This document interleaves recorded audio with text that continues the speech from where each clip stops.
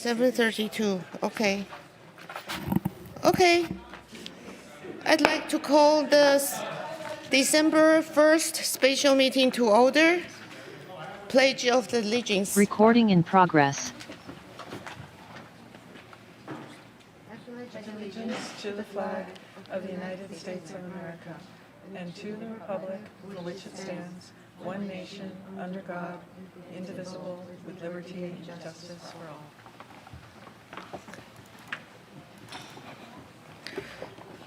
Roll call, please. Councilmember Fruin, Here. Councilmember Mohan, Here? Councilmember Wong, Here. Councilmember Wong. Here. I didn't detect your audio, Councilmember Wong. I do see you, but we want to make sure that your audio is functional. There he is. Here. Can you hear me? Yes, perfect. Vice Mayor Moore, Here? Mayor Chow, Here.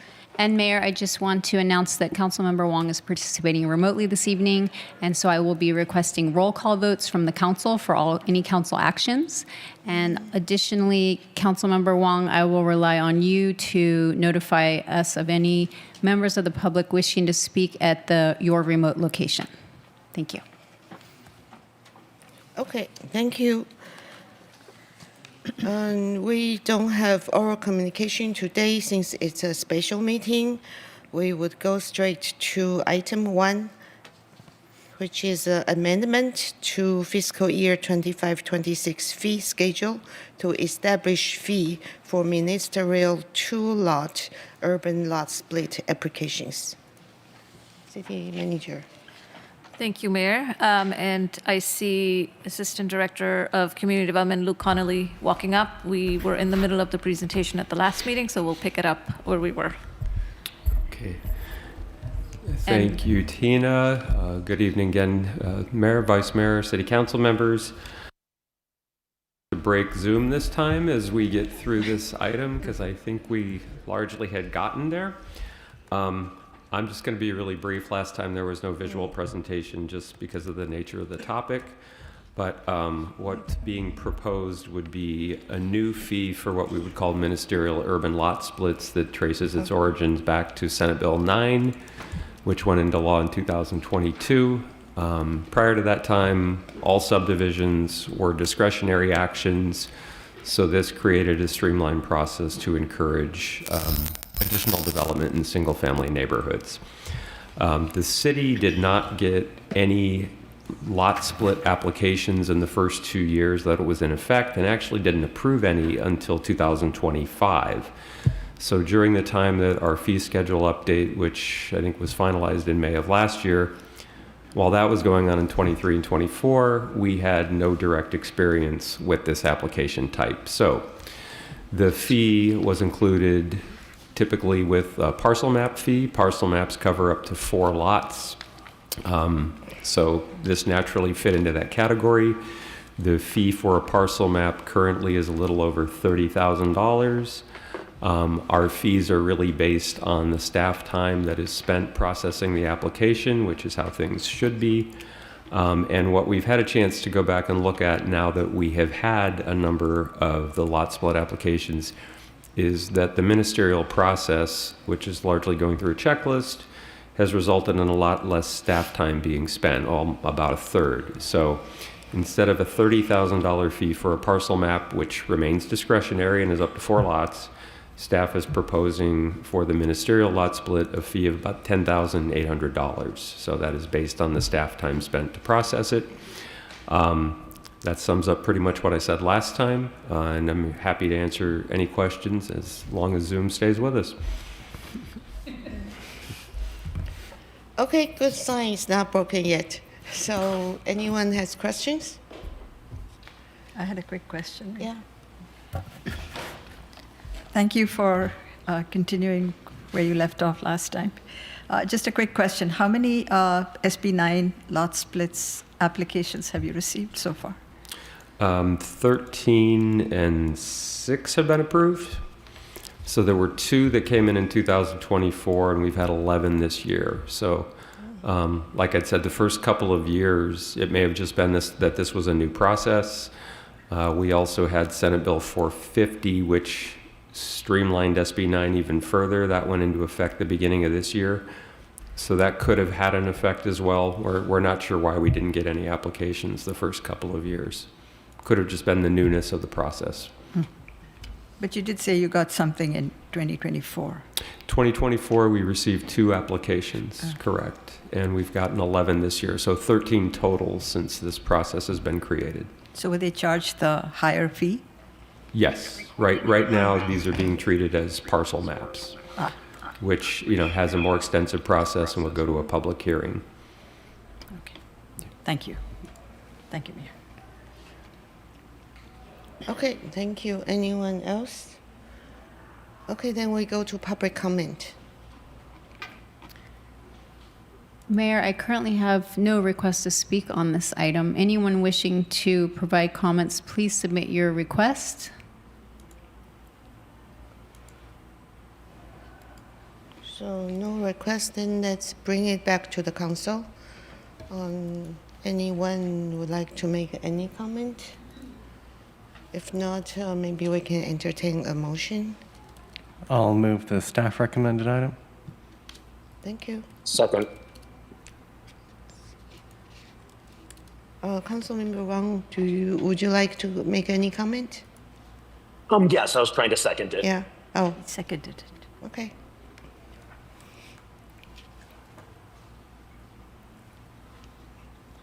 Okay, great. So then let's just vote. Councilmember Fruin, Aye. Councilmember Mohan, Aye. Councilmember Wong, Aye. Vice Mayor Moore, Aye. Mayor Chow. Aye. The motion carries unanimously. Thank you. Now, let's move on to item 2, City Manager's first quarter financial report for fiscal year 2025 to 26. Budget modification, we have some decreasing of appropriation and increasing revenue. I won't read that. Okay, thank you, City Manager. Thank you, Mayor. For the first quarter item, I have Christina Alfaro, Director of Administrative Services, and Tony Oase Anderson, Acting Budget Manager, who will be presenting the financial report. This report covers changes to the budget for the first quarter and makes recommendations to Council on budget adjustments. There are no updates to the forecast in this report, and I will turn it over to the team here.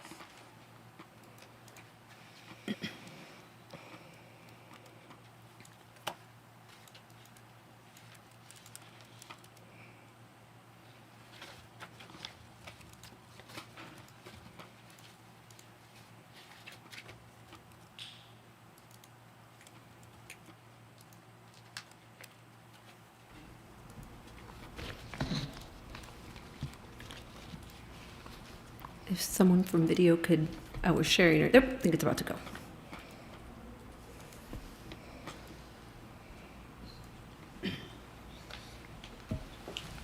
There it is. Well, good evening, City Council members, Mayor, Vice Mayor.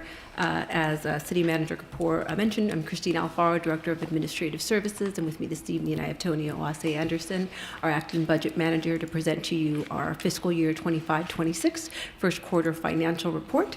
This presentation was originally slated for November 18th, so apologies we did not update the PowerPoint, so it still has that date versus the December 1st date listed. With that, let's jump right into the presentation. On the agenda this evening, we have how we ended fiscal year 24-25. We also will cover where we are as the first 3 months of the fiscal year, so a first quarter update. We'll also go over recommended budget adjustments being made by staff as part of this first quarter report, and also cover any recommendations and next steps. So jumping right into how we ended fiscal year 2024-25.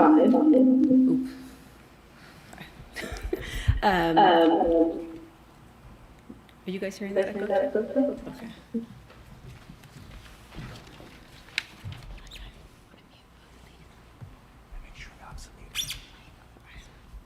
That might have been my fault. But Apologies. Okay, we'll try to get right back into it. This is covering just how we ended for the general fund. As a reminder, we generally focus most of our presentation for any of our quarterly reports on the general fund. There's a couple of reasons for that. One is it's the city's largest fund. It's also a tax-supported fund where we have the most discretion on how to use those dollars. The first quarter financial report, however, does include updates on all other fund types. Again, we just don't specifically cover them in this presentation. We have good news for how we ended the previous fiscal year. So I'm going to ask you to ignore the top line for just a second, the 166.1 million. But our fiscal year 24-25 revenues in the general fund materialized at $115.4 million. Our actual expenditures came in at 99.6 million, meaning that we had a positive change to fund balance of $15.7 million. Now, if we go back and focus at the 166.1 million, that's where we ended fiscal year 24 or began fiscal year 25. When you take that 166, you add the 15.7 to it, you get our fiscal year 24-25 year-end fund balance of 181.8 million. This is across all fund balance classifications. And so, sorry, before we get on to the first quarter update, what was driving the bulk of that increase is really related to our decreased expenditures, mostly driven by our salary and benefit costs that were down lower. On the revenue side, we saw increases across almost all revenue categories, but with the largest being in our investment earnings due to mark-to-market changes that were made as part of the fiscal year. So with that, let's jump into where we are as a first quarter. Again, looking specifically at the general fund. Actually, this one's going to look at all the funds all together. And you can see we have the first column here is the fund type. Then we go to what the adopted budget was, any carryovers, encumbrances, adjustments approved by the City Council in the first 3 months or the first quarter of the fiscal year, and then our fiscal year 25-26 amended budget. So with that, when we're looking at these items, oops, sorry, a little too fast, go back. So our carryovers in the general fund are really mostly driven by dollars related to the RISE. So those are dollars that we, as they continue to be used, we'll kind of remove those off, but while the project is still in play, those dollars, both revenue and expenses, get carried over. The next larger item is related to our special revenue and our capital project funds, and the bulk of these are really related to CIP projects. So CIP projects are budgeted with the whole project being budgeted up front, and as the project continues up until completion, we carry those dollars over year after year. So with that, you can see that our fiscal year 25-26 amended budget, not including the adjustments before you this evening, totaled $223.8 million. Now focusing a little bit more on the general fund, looking first quarter of last year compared to first quarter of this year. The general fund had total revenue of $9.2 million, which is $1.9 million or 17% lower than last year. This decrease is primarily due to revenue categories for sales tax and other financing sources that are offset by the use of money and property. The decline in sales tax is due to the city not receiving the typical advance disbursements from the CDTFA as part of a previously reported settlement agreement. The city expects to receive its fiscal year Q1 true-up payment in mid-November and anticipates returning to a regular distribution schedule starting in Q2 of the calendar year, so that's October to December of 2025. And staff anticipates meeting or exceeding our current sales tax projections. Other financing sources is lower due to revenues received from the burn property transaction in the prior fiscal year.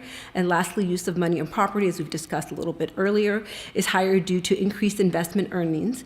And we anticipate that our year-end investment earnings are going to align to our projections.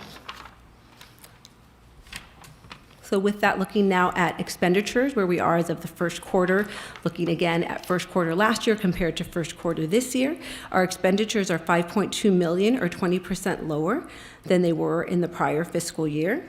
Actually higher, I have that typo on here, just the numbers, we're actually $5.2 million higher than the prior year. We're going to go in and highlight some of these categories, not all the categories. There is a write-up for each category in the staff report. So first, we're going to highlight our transfers out, which is trending higher than last year by about $3.2 million or 44%. And this is primarily due to an increase in transfers to the capital reserve to meet the minimum reserve funding levels and the restart of the annual transfer out to the capital reserve fund. Contract services is trending $1.6 million higher than last year, or 24%, and this is primarily due to the timing of expenses for the city's law enforcement contract with the Santa Clara County Sheriff's Office. To provide some context, for fiscal year 24-25 first quarter, law enforcement contract invoices corresponded to July and August of 2024, wherein September invoices were paid in October of 2024.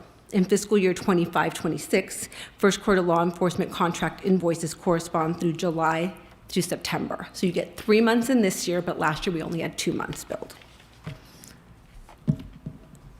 Moving on to kind of what we expect in terms of impacts to fund balance based on this first quarter report. As you can see, we like to show the classification of fund balance. So fund balance in the general fund is broken out into these different categories. We start with fiscal year 23-24 actual. So there you see the $166.1 million, which we talked about on our second slide in the presentation. We have our 24-25 unaudited numbers there. You can see that fund balance is up at 181.8, also corresponding to one of the first slides that I showed you. Then we're looking at our first quarter. So at adopted budget, we make our best guess on where we think we're going to end the fiscal year. And then our first quarter projection is making an update. And you'll see this number is going up to $183 million. And that's taking into account the adjustments that have happened through the fiscal year, 3 months of the fiscal year, along with the updates from our year-end close. So that $15.7 million and that other little bit of a difference is based on adjustments that we've made for the first 3 quarters of the year. So all in all, good news. Our fund balance is looking healthier than it has been. Again, that was mostly related to how we ended the prior fiscal year and the strong investment earnings as well. Jumping into the proposed first quarter budget adjustments, the good news here is that overall, we're looking to decrease expenses across most of the fund categories. So if we jump in looking at this by fund, overall, we're asking for an increase in revenue of $503,628. We're asking to reduce expenses by $674,221, resulting in a increase to fund balance or retained earnings of about $1.2 million.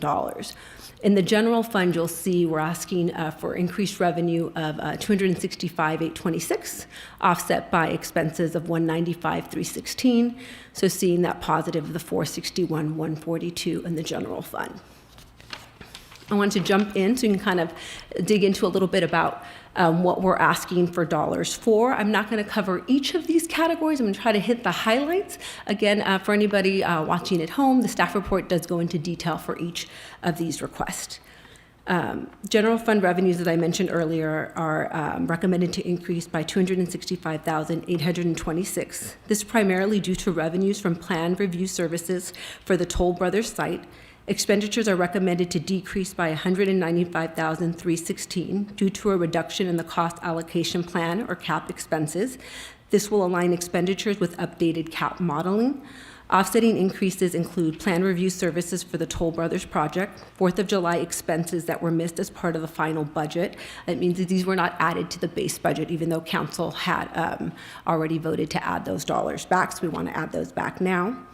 And then $200,000 for traffic data collection per council direction to collect citywide data. In the special revenue funds, expenditures are recommended to increase by $571,982. Actually, I think that's a reduction. Sorry, they're expected to decrease by $571,982, again, due to the CAP reallocation and the defunding of 2 CIPs, McClellan Road Separated Bike Phase 3 and Bollinger Road Corridor. These decreases are offset by increased costs for RV ordinance signage for oversized vehicles. In addition, signs will also be posted in Memorial Park for various items not related to the RV parking. In the capital project funds, revenue is recommended to increase by $244,316 due to the defunding of CIP projects in this and special revenue funds and savings in those projects transferring to the capital reserve.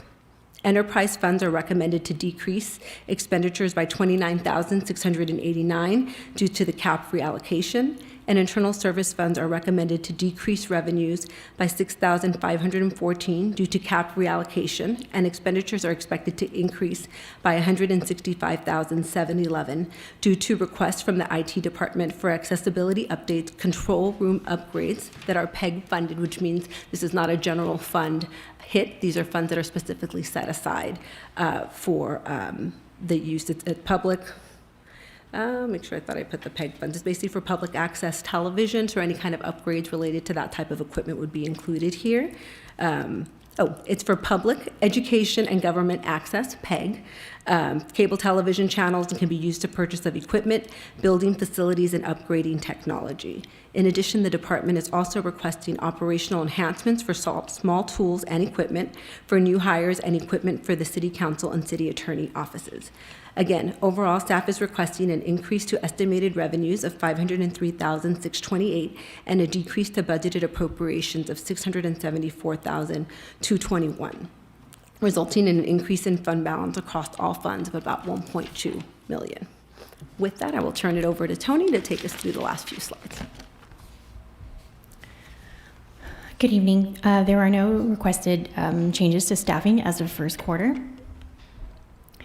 As for the city manager discretionary fund, as of September 30th, 2025, it has only been used for property appraisal services for the property at 10480 Finch Avenue at a cost of $7,400. And each quarter, staff will continue to report on the use of this discretionary fund.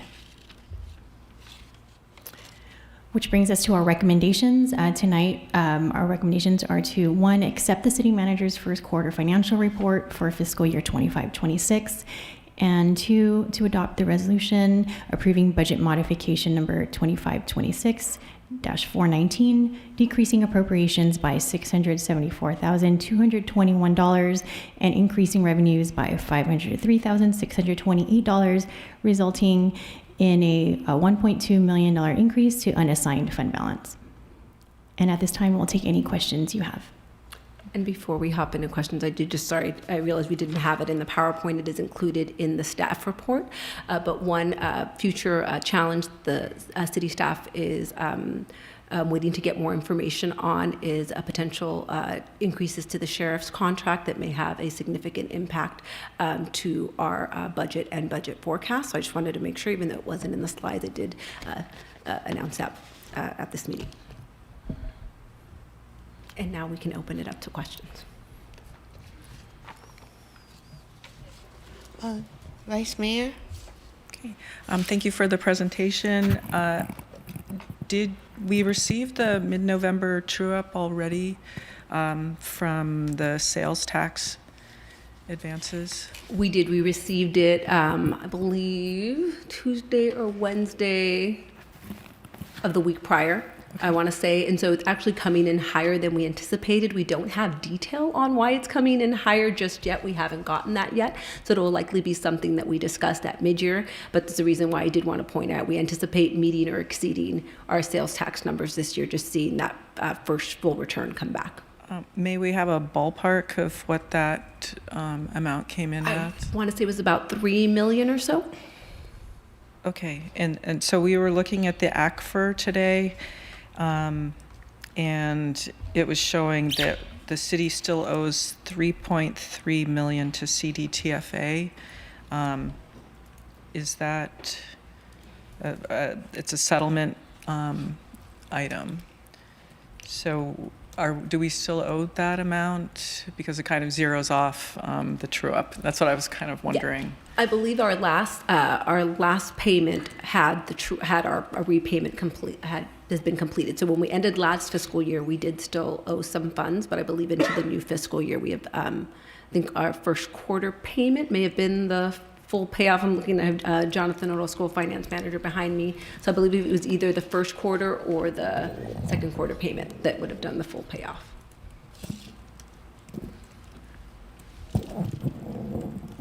Good evening. So yes, you are correct. We ended last fiscal year with about $3.6 million owing as a liability to the CDTFA. Through the true-up of the first quarter, we earned just over $5 million. So we will receive, or we did receive, approximately $2 million the week before. So we've exceeded the liability and have started to receive remittances from CDTFA for sales taxes earned in the first quarter. Okay, and as you may know, there's a two-month lag or in arrears, so the payment that we receive in November correlates to earnings in September. Okay, thank you. So that's good to know. A quick question on the library HVAC, the maintenance. Is that something that we'll get reimbursed for from the Santa Clara County Library District JPA, or is that strictly on us?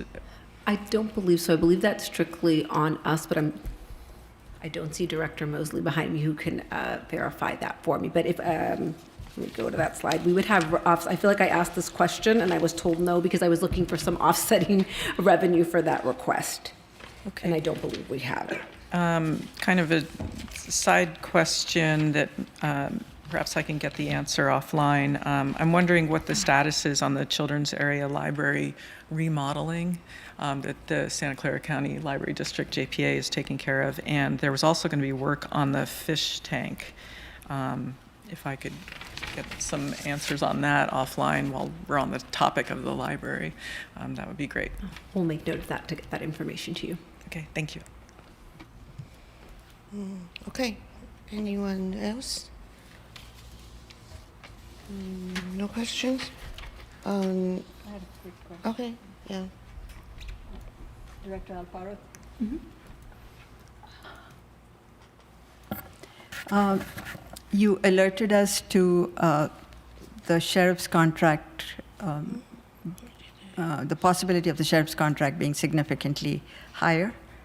Do we have, have you not budgeted anything for it, or do you have a hip pocket money that you've set aside for that? Yes, so as you may recall, last year we entered into a one-year extension into the sheriff's contract that gets us through June 30th, 2026.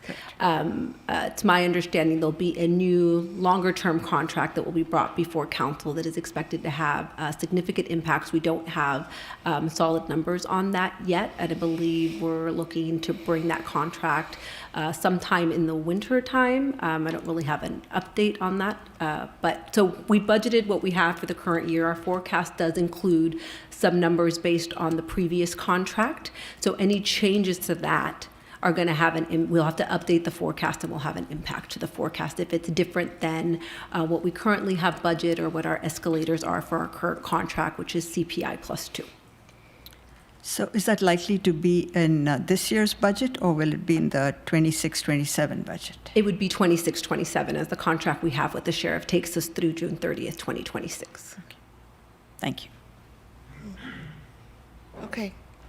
Recording in progress. Was it not recorded? Okay. So a question. I think we had our labor negotiation for the two unions that just settled in September.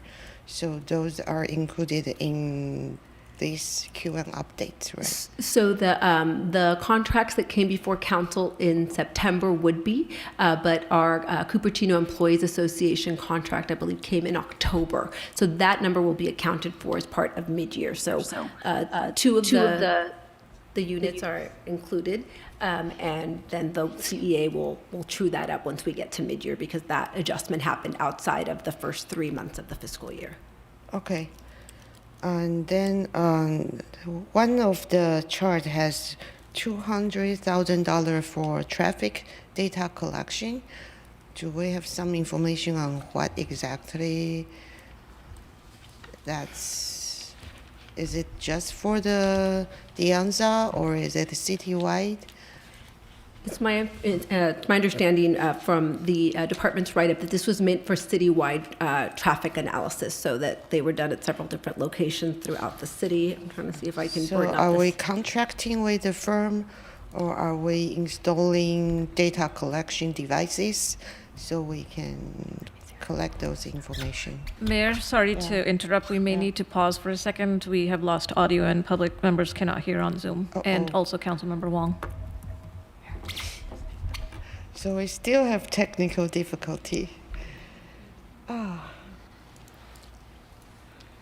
we can see him.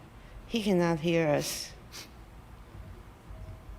Yes, confirming Councilmember Wong said he cannot hear us. And that also means public members cannot hear us. Since when? I think it Do we just know? happened. I'm looking at Terry if she has any more information. They're trying to rejoin right now. They can't get back in. So sounds like the folks who joined on Zoom are trying to join again right now, Terry? No, our video group is trying to rejoin our Zoom so that we can set it back up. The feed? Okay. Yeah, I'm logged on Zoom. The Zoom is there. So this time it's not Zoom. Yeah, the room is there. Last time we lost Zoom. This time the room is there, but we somehow lost The sound. audio because the video team. It's the sound, I think. No one can hear us. To the audio.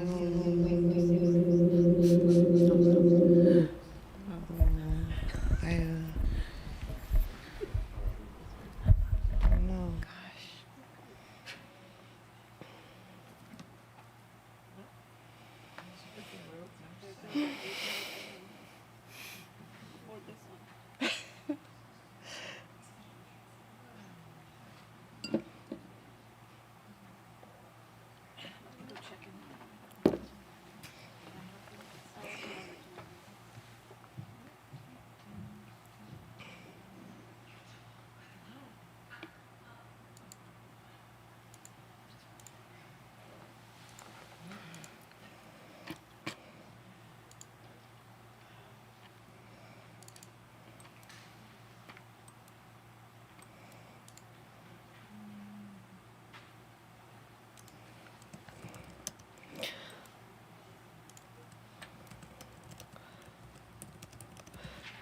Is it possible we display some message to the Zoom participants that we are working on the sound issue? I think the people who are online wouldn't know. We know they cannot hear. They will be wondering something wrong with their PC or something. So is it any way we can display a message? Can you display a message here saying? Yeah. Oh, screen share. Someone write a message screen share. She's That taking would care work. of it. I think she's going Yeah. to see if she can. I let Councilmember Wong know, but the members of the public will not. Yeah, so we You need can put like a someone streaming write a message in screen share. Yeah. Then Are you on Zoom right now? I'm on Zoom, but then, Are you able to like send a chat or something? but no, the public needs to That's see right. a screen share. If we can, someone can quickly type up a message, you just screen share.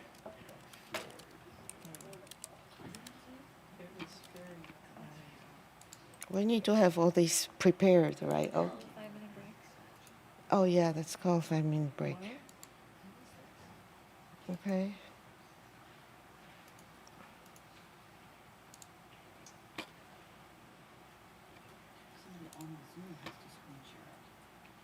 Tommy's working on it. So someone is writing a message? Okay. So we will say, due to technical issues, we are taking a 5 minutes break for now. So so should the message say we would come back 8:10? And because by that time, if we still have difficulty, we'll just put another message. Okay.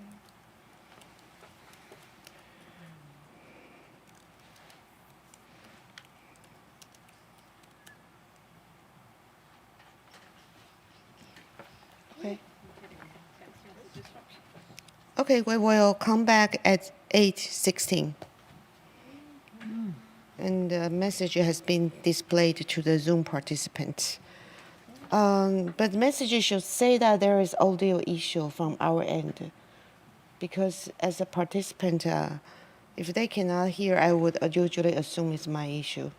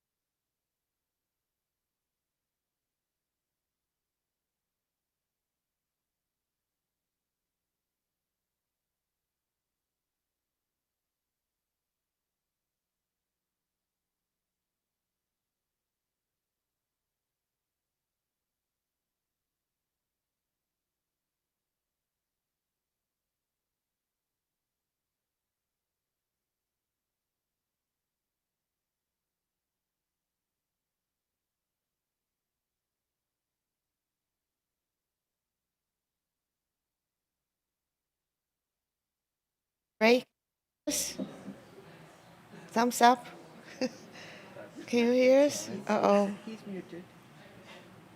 Ray, can you hear us? Uh-oh.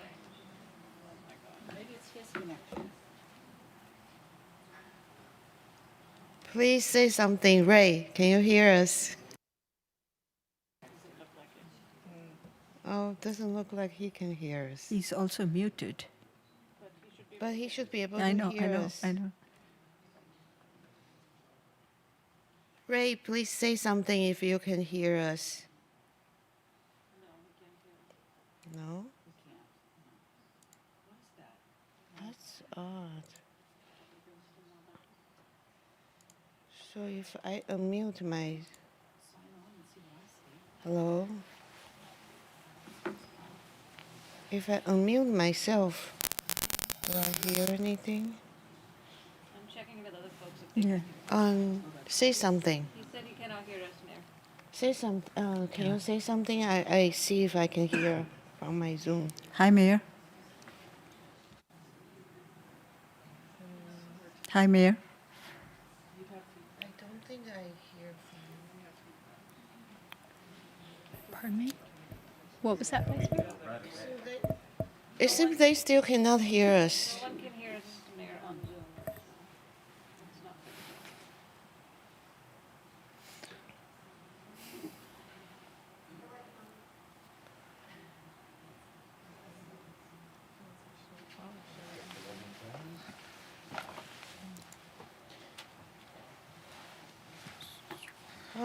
So do I need to take another 10 minutes break?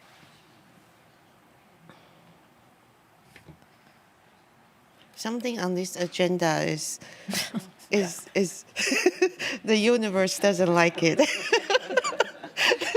Terry, could we Piece put of another bike rack. notice on the on our YouTube, on Zoom and YouTube? Maybe 5 more minutes?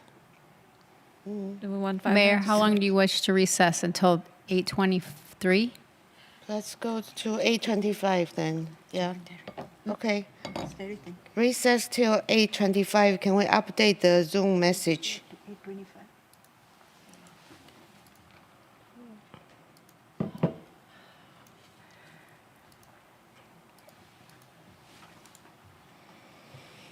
Okay.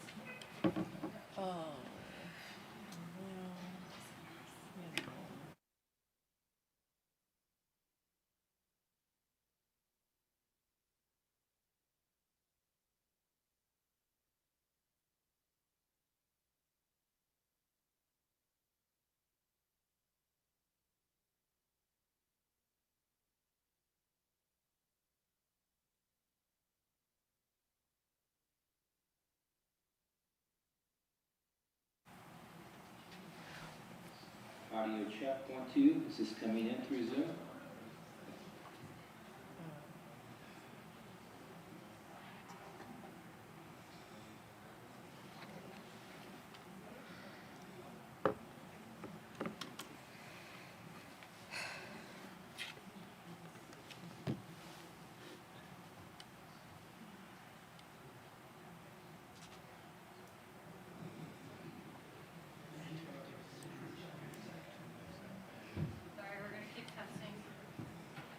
Okay, test, test, 1, 2. Can you hear me on Zoom?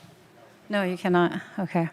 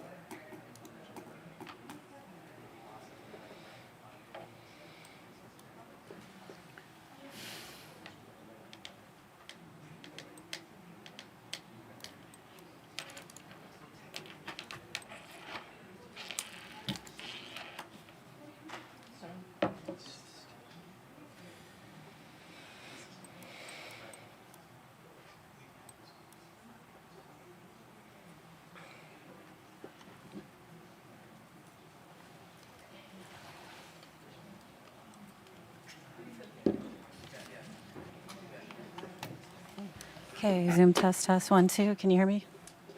No, still no? 1, 1, 1, 2.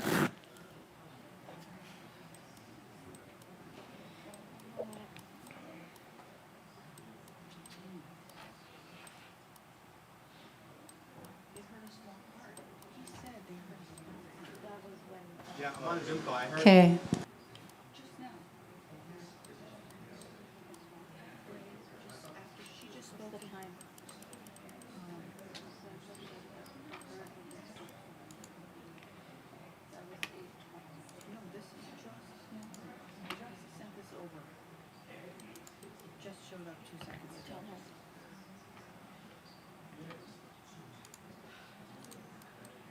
But it was only a small part, but then she stopped, so.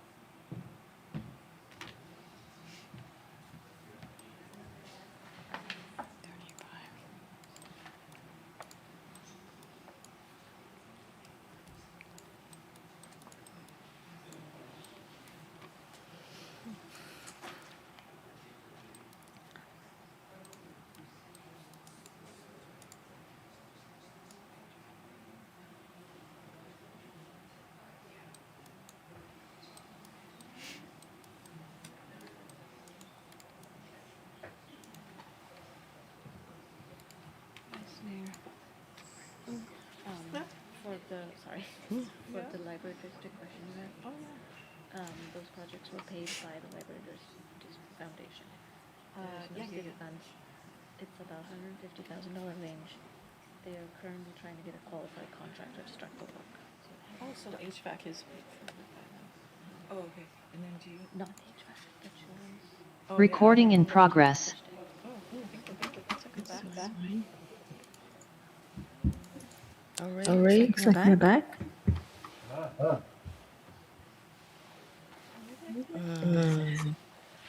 There's an echo. My speaker.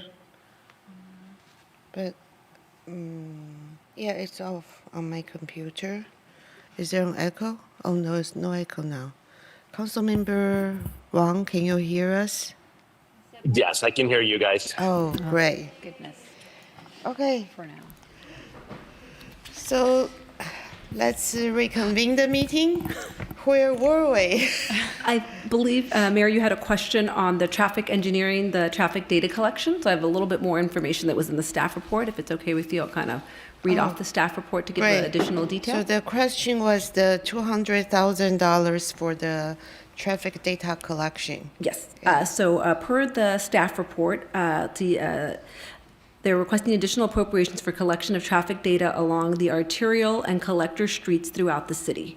When City Council defunded the Bollinger Road study, they had expressed an interest in collecting traffic data throughout the city. Staff has evaluated this request and intends to perform an engineering and traffic study to collect data for speed limits as well as collect traffic volumes and turning movements at major intersections. The data will also collect bicycle and pedestrian counts at key locations. This data will be used to inform adjustments to speed limits as well as to provide important data for future transportation initiatives. I know that. So this will be done in-house. The request doesn't specifically state that. Okay, because I saw an email. I think there was an email about asking another city about what kind of devices they are using to collect pedestrian, bicycle, and other counts. So that's okay. I can get that information later. Just curious if we are purchasing devices. That would be great because then we can install them. Hopefully it's mobile. We can get that count at different location as we need. Yeah, so just curious how that's being implemented. Yeah, I don't have that Thank you. information, but we can follow up with Public Works to understand how they'll be using the $200,000 specifically. Mayor, I don't believe there's any equipment or anything purchased with this. This is just for the study to get the data. That means we are getting a consultant if it's 200,000. The $200,000 is And budgeted Chad- in a contract line item. Let me see if Chad Mosley, Director of Public Works, can provide more details. Great timing, Chad.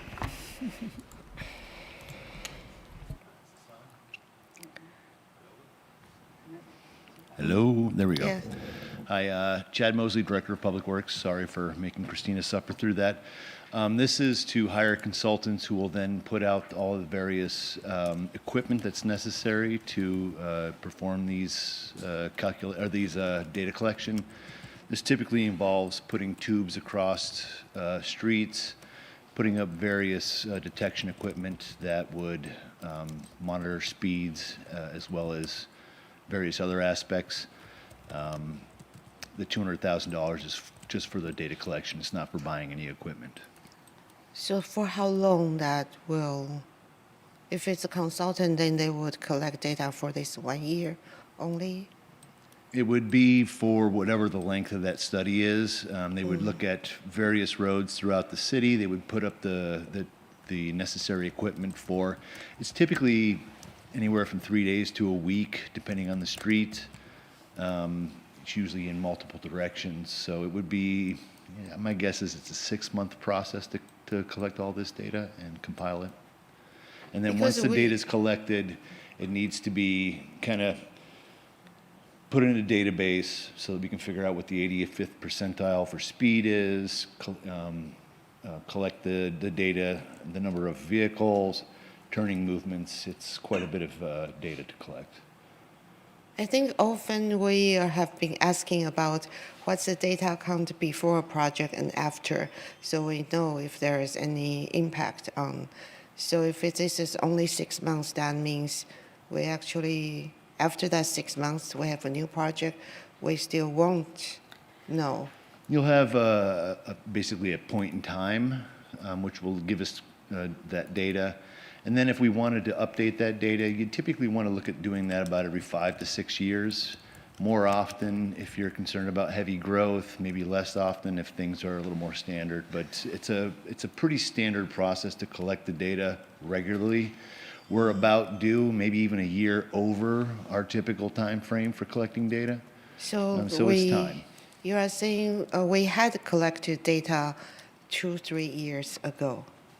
I think we collected data about 6 to 7 years ago, and like I said, we typically like to collect data every 5 to 6 years. We're kind of pushing that limit right now. Okay.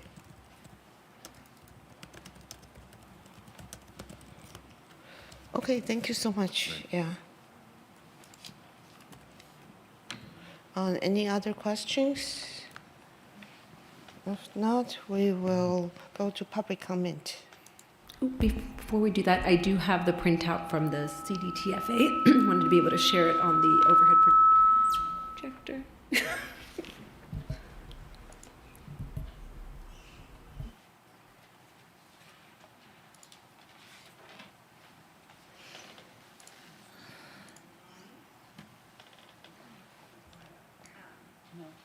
This one? I know you can see it. Can you hear me okay? Okay, perfect. So this is straight from the CDTFA's website. So we actually received this about 2 weeks ago. So you can see the print date is, I think we did this on 11/17, so it's listed up here. And what this shows that as of the third quarter of 2025, so third quarter is not March through June of 2025, it's a calendar year third quarter. So July to September are corresponding with our first quarter. You'll see that They had the 5,713,000 here. You can see that number. This was the total we received, and this is prior to any sales tax sharing agreement. So this is kind of the gross amount we would get from CDTFA. The 3.2 million that Vice Mayor Moore alluded to in our ACFR. This is that liability that we talked about. So you can see we received sufficient revenue in sales tax to have it completely offset the remaining payoff to the CDTFA. Then you also take out the administrative costs, which means we would have netted, again, prior to any sales tax sharing agreement, about 2.4 million.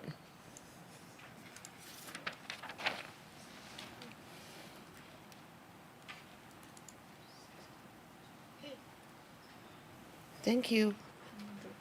And let's go to public comment. Mayor, we have one request to speak from a member of the public participating virtually. That is San R. Welcome, San. And next we would have Peggy Griffin.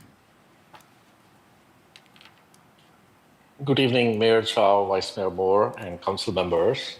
Very quickly on the 200,000 for the traffic monitoring, I would encourage you to ask staff to look at grant opportunities. I believe there are grants available from the California Office of Traffic Safety. There are grants available from Caltrans for traffic safety programs. HSIP is available. So I would expect the 200K should be really covered by grants. The second thing is if you're looking at the purpose of the study to be lowering of speed limits, this is very disappointing because really I would rather like you to focus on speeding cameras and red light cameras that will enforce the current limits. We do not need lower speed limits.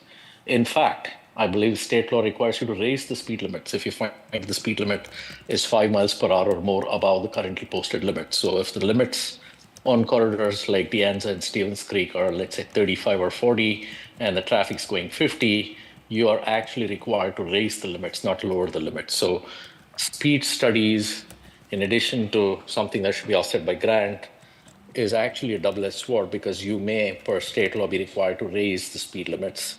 What is more useful is to actually enforce using technology with speeding cameras and red light cameras. I just wanted to say that really quickly.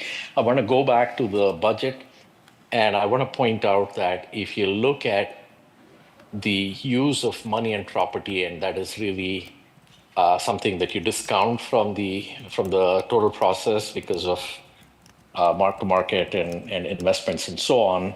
The real increase here has come from permits, and the increase in permits has come from multiple years of 10+% increase in fees on us residents due to the cost recovery policy that was passed by the prior council majority. And I'm requesting you repeatedly that this is extremely punitive on residents and you need to reduce the fees, not increase fees. And this revenue increase really is not good news for the city. It is bad news for us residents because we are paying an unfair burden in addition to the property tax increases. And so I'm asking you to really look at your budget and understand that you have no increase in revenue. This is a cost prohibitive permit fee increase that residents are having to pay. You need to lower the cost recovery policy. You need to undo what was done by the prior council majority. That was really an anti-resident council. That's what it was. They waived the crane lift fee and raised 10+% multiple years on us, and you cannot allow that to continue. So please look at the cost recovery policy as you look at item 3 later on today. And the budget right now is not in a good shape. And you need to be looking at cutting headcount. And maybe we start with places where we don't really need projects, like the bike lane projects. Maybe that's where we really start to cut deep and look at reduction in headcount. Thank you. Thank you, San. Next we have Peggy Griffin. Welcome, Peggy. Good evening, Mayor Chow, council members, and staff. I have several kind of like different items. One is when I look at Zoom, I'm on Zoom and you put up something on the overhead, I can't read it. The numbers are fuzzy. Councilmember Wong and the numbers that Director Alfaro put up were side by side, but I could not read the numbers and I can't zoom in to see them. The speed reduction on Blaney Avenue, they only did south of Stevens Creek Boulevard, which doesn't make sense because north of Stevens Creek Boulevard is Collins Elementary School. It's heavily impacted, and yet they didn't reduce the speeds. So I don't get that. Anyway, and the CDTFA audit, the way it was presented to the public, there was no penalty. We just didn't have to pay back anything. But from the numbers I'm seeing now, it appears that we are paying back something in the future. Basically, this year, we just don't get money. So I would request that in plain, simple terms, the city tell us what actually was decided. Thank you. Thank you, Peggy. And Mayor, no additional requests to speak on this item? Okay. Okay. So, Vice Mayor? Thank you. I have a quick question for Chad, Director Mosley. With regards to the traffic study, if it was going to be about reducing speed, wouldn't it be specifically an engineering and traffic survey that would be contracted for? You are correct. When it comes to speeds, you typically do an engineering and traffic study. This $200,000 is to do an engineering and traffic study as well as collect turning movements and volume data as well. So it's kind of all that together. So it's really an engineering and traffic study. Okay. But can we anticipate that it's going to be used then to lower speeds? Wherever that data comes back that indicates speed limits should be lowered, they would be potentially lowered. Again, when it comes to the speeds, you're looking at the 85th percentile. Mm-hmm.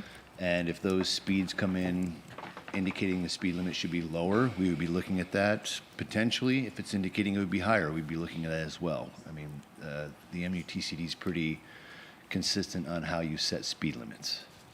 Okay. I am seeing that AB 43 allows local authorities with more flexibility to lower the speed limit after that survey is provided, allowing for the rounding down the speed limit and further reductions in areas with high pedestrian and cyclist volumes, such as near schools. And that would allow us to round it down an additional 5 miles per hour. That's it. It doesn't allow us to round it down to 20 or anything like that. It's simply 5 miles per hour. And that's based on a judgment by the traffic engineer. Typically looking at schools, you might want to round it down, but we don't really have the ability to round up. It's only to round down. Okay, thank you. Thank you. So first, I'd like to ask the question I think Peggy asked about the CDTFA audit. Do we have simple language that we can answer? Did we have to pay back or not? And what amount do we actually don't have to pay back, or what amount we still have to pay back?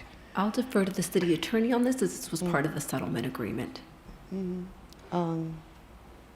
Are we ready to answer that, or we can? We're not ready to answer that at this time. Thank you. Okay, so we can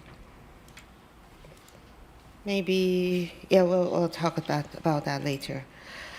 And I do have a question about,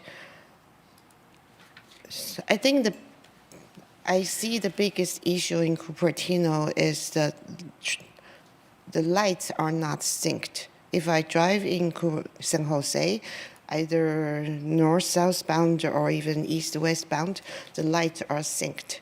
I hardly have to stop for a red light if I just go at normal speed. But in Cupertino, very often, as soon as I get off 280, I hit every red light, north from 280 down south. But if I'm on Stevens Creek, very often I also hit every red light. So would the study solve that issue?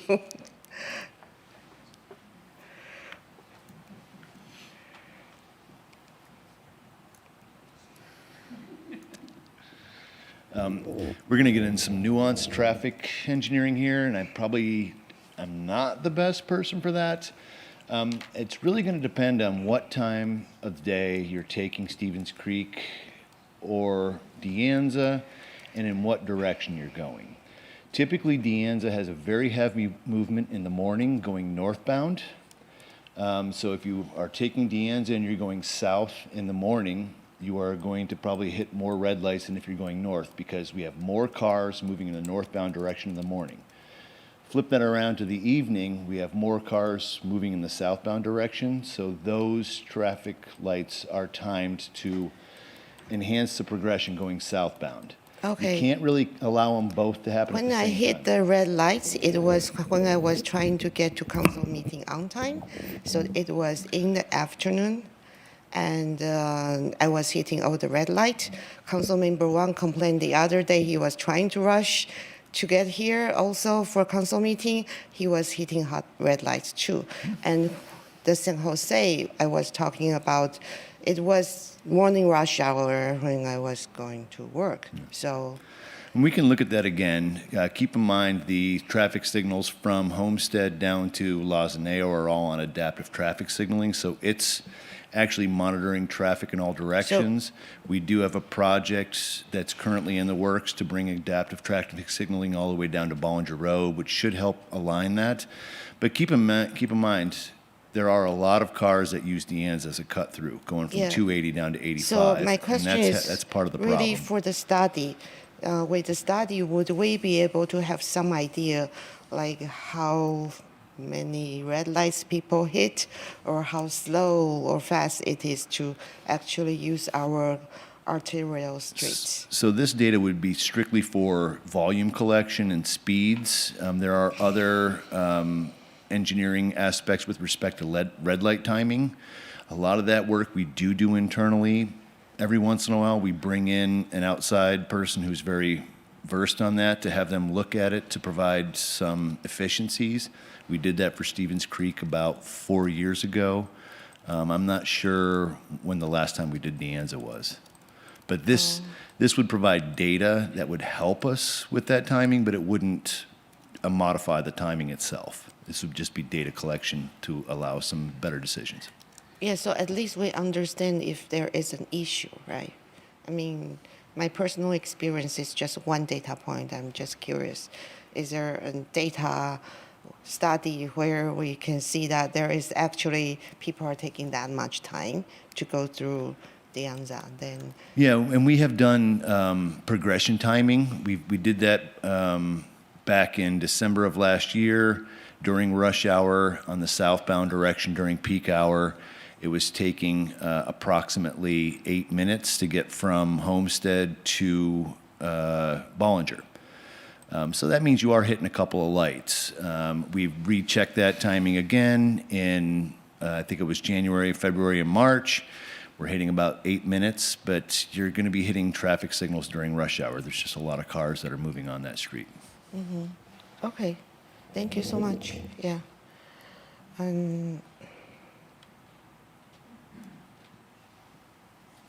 So any other comments or questions?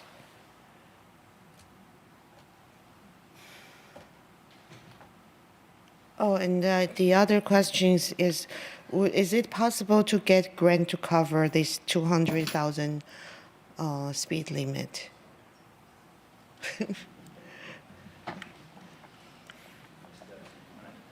Yeah, you're getting your exercise. I'm not sure if we have grant funding for that. We'll definitely look for it. Typically, the grant funding we see these days are for actual improvements being made, but there are some grants out there for studies. Like we got the one for the ATP. I don't see why there aren't some for this. I'm just not aware of any at the moment. If this is approved, we'll be looking for grant funds to kind of offset those. We may be looking at Measure B if that's possible, SB1, or other outside funds if available, but we'll look to see what's available. So the grant funding for ATP could be used for this kind of study? I think so, but I'd have to verify all the information. The SB1 funds and the Measure B funds are very specific. I'm not sure if it's for data collection as it is more for planning, but we'd look to see what's available. For pretty much every project we do, we look to see if there's grant funds available. We understand the budget crisis we're in, and we want to try and maximize our dollars. Thank you. Your department has been really great at getting grants for different study. Thank you. Vice Mayor and then Councilmember Fruin. Okay.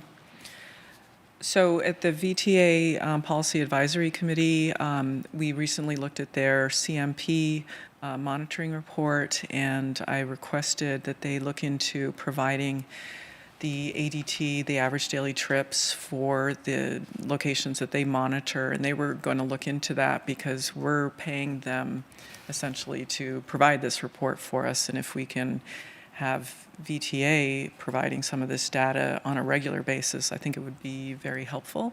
But because all they're providing really is the level of service. And I was explaining there that, you can't really tell the flow of traffic, whether it's a 10-lane intersection or a 2-lane intersection, both of them at level of service C.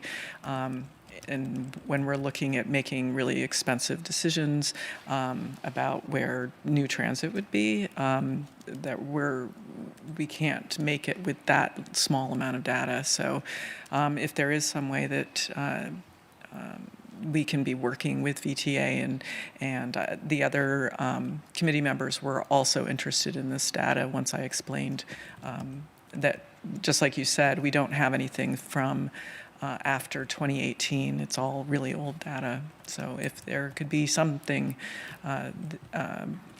there that with us working with VTA so that they're providing it, that would be great. And we'll look into that. I know that VTA has limited data in Cupertino. They're looking mostly at their bus routes, which are not extensive here, but we'll look and see what kind of data they have when we go to collect that information. Yeah, okay, thank you. Councilmember Fruin. Mine is quick, and it's more a compliment. Every year, every quarter that we have either the budget itself or an update like this, your team comes back with, I think, most of our questions pre-answered in the presentation. And I think that has to do a lot with your own willingness to talk to each of us individually and do briefings. And I think it makes for a better presentation, and it's much clearer for the public. So thank you.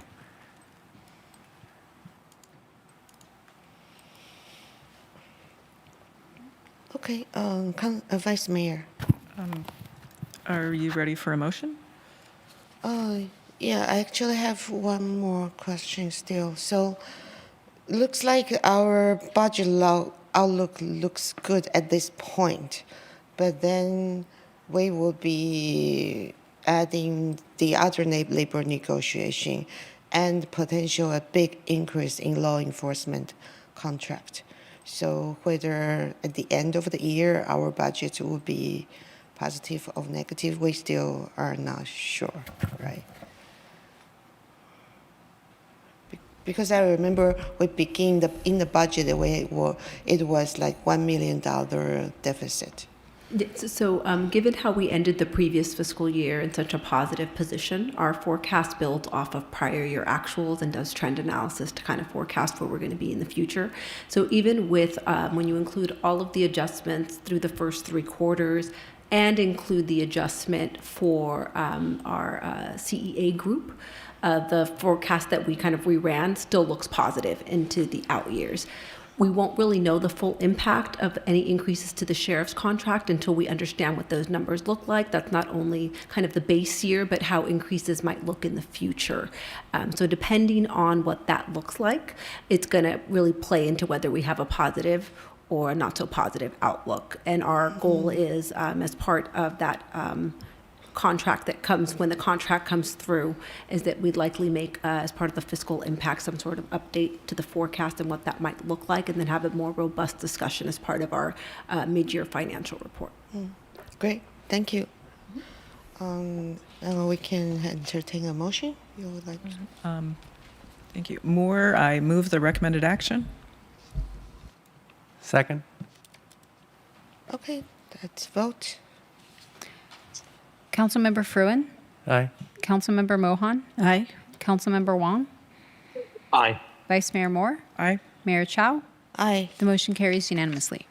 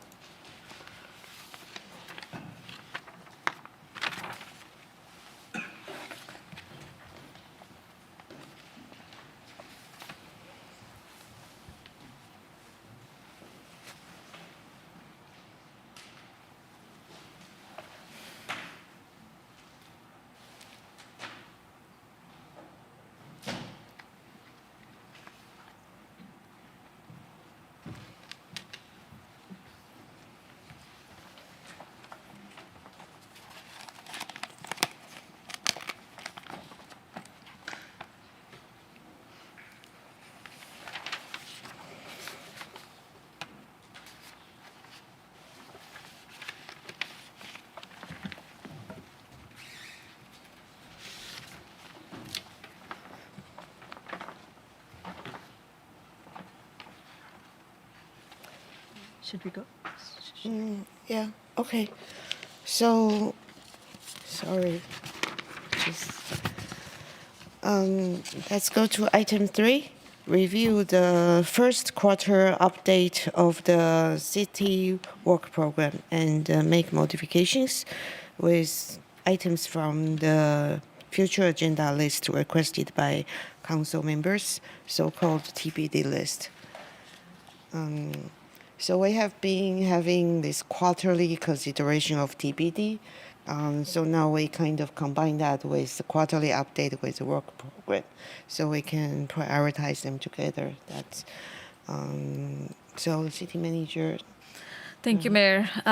Yes, as Mayor mentioned, so there is a TBD list that we keep and bring to council quarterly. These are agenda items, future agenda items that any 2 council members can request to be added.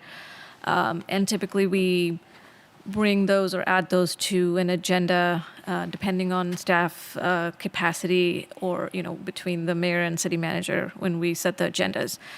This was also a time for us to look at the work program quarterly update. And, there are items on the TBD list that there's an interest from council to consider potentially moving it to the city work program list. So it's a timely discussion, and we provided detailed attachments for the most updated TBD list, as well as updates on the work program item. We're looking for council direction in terms of what are the items that could potentially move from the TBD into the work program item because of either scale or importance. And then I will take feedback from you tonight and sort of clean up the work program list and go from there. But for the discussion piece, I think it'll be helpful to go through the items on the TBD, especially those that we've expressed an interest that could potentially be placed on the city work program. I do have our senior management analyst, Astrid Robles, who keeps the dashboard and the work program progress updated on the website. She'll run through just a few key projects, and then we'll turn it over to council for discussion. Astrid? Thank you, City Manager. Good evening, Mayor and council members. I am Astrid Robles, and I'm here to go over the City Work Program dashboard and provide some updates. I do want to share my screen here to show you the city webpage. So if video I'm plugged in. There we go, perfect. So the City Work Program webpage lives on our website here, and it has a lot of useful information in relation to the City Work Program. Here you can find our current fiscal year 25-27 City Work Program. It's listed here, and we also have all the background information here on how we got to that process. All of that is listed here at the front. Most importantly, this is where our dashboard lives. This is where anyone here can go and view the dashboard, which is updated quarterly. And further below, I keep archives of all previous work programs and past quarterly updates that you can come and view here for for records. They're all posted here. Now, I did want to focus a little bit on the dashboard, as that's the star of our show tonight. I like to view our dashboard on full screen, so I click here. And that takes us to the home page here, which has brief updates on each of the items and the cumulative information of all of our items. Here, you can click on an individual item, and then this blue See Details button will appear. That's where you would click to see the thorough, updated information that staff works really hard on every quarter. Here you'll see narratives, dates, financial updates on the items that we have every quarter. Recently, we updated and added this new button, See Details for Other Projects, just to make it easier to click through all the 23 projects that we have on our list. And I don't want to go through each of them one by one, but I will highlight a few, as the city manager mentioned. This first item, Economic Development for Retail and Small Business, is Council's top priority project for this year. Staff has been working very hard on various initiatives such as Restaurant Week and Dine Out events, which are engaging local businesses and residents. For item 2, Small Business Council and the Economic Development Committee, this item is almost complete as the EDC has been restored and has held their first meeting in November, and I believe are holding their next meeting shortly in December. Jumping over to item 4, and simplifications. Staff are exploring industry standards and researching regional practices to identify ways to simplify the permitting process in the city. Item 8, staff is making good progress on enhancing senior services and bringing together a working group to review the gap in feasibility analysis. Item 10, I can happily say this project is complete. It was adopted in October and is in effect now as of November. Jumping over to item 15, the City Hall retrofit item. Staff are working on bringing this item to council, I believe at the next council meeting in December. Item 20, active transportation plan. Updates on this item are provided to the Bike Ped Commission, the Planning Commission, as well as City Council in November. Work is continuing with completion anticipated mid-next year. The Art in Public and Private Areas item, the Arts and Culture Commission made recommendations that were taken to the Planning Commission and then to Council in October. And then the electrification study is another one that's almost complete. Staff are working on finalizing an info memo in December. And with that, that is just a quick overview of how to use our dashboard, where to go for information. These are updated quarterly, and the updates are posted on our website once completed. And I'm here for questions.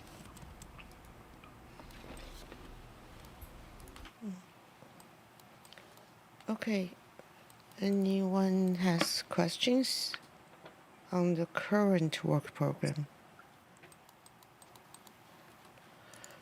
If not, Councilmember Wang, you have a question? No? I was going to make a suggestion for a project I keep hearing, given that we've heard some complaints about affordability in terms of our fees, and given that we've seen some examples of disproportionate staff time being used for non-resident requests. I was thinking this could be the time to suggest a TBD project where we segment our resident and non-resident fee policy, especially for use of tennis courts or art facilities or other areas, so that we know that we are making sure that our residents are getting a better deal, and we're also able to make sure that there's a differentiation for being a resident. So I didn't know where to put that in, but it's something that I keep hearing from folks when we meet with them. So would the staff would like to answer that? I believe we already have differentiation between resident and non-resident, mostly. So just to clarify, so Councilmember Wong, are you suggesting a new item, or are you suggesting that we tweak one of our existing items? I think given that it is an existing item where we can actually revisit or actually clean up the non-resident resident fee differential and the preferentials for that would make a lot more sense. Take, for example, the tennis courts in Memorial Park. It's a great example. we have resident and non-resident. We should be a prioritization for residents in terms of reservations versus non-resident. Same thing with the way fees would work. Charging non-residents fees, for example, for pickleball would perhaps actually alleviate some of the issues we've been seeing with the court crowding, as well as the disproportionate use of staff time to address those pickleball complaints and issues. So it sounds like I think this is a common question people keep asking how we distinguish, but I know it's different for different activity. Maybe an info memo so that we are aware, so we learn what's the current status would be the best first step. Okay. Yeah, I think breaking it into pieces might be helpful because the way that you described Councilman Wong, it's a kind of a, you'll be putting a lot of different things together. For example, can we charge fees if it's a public park? But we do have a fee structure in place that lists out separate resident and non-resident fees. So certainly we can put it on TBD, and I can do some research and provide an info memo to see which ones we will be able to change. There may be some conversation I might need to have with the attorney as well, in terms of charging. Part one would be a review. Part two would really be an equalization or a justification of the fees. And part three would really be about preferential access for residents versus non-residents. Okay. And just for clarification, I don't know if that is a new project or it's something that works within what we have today.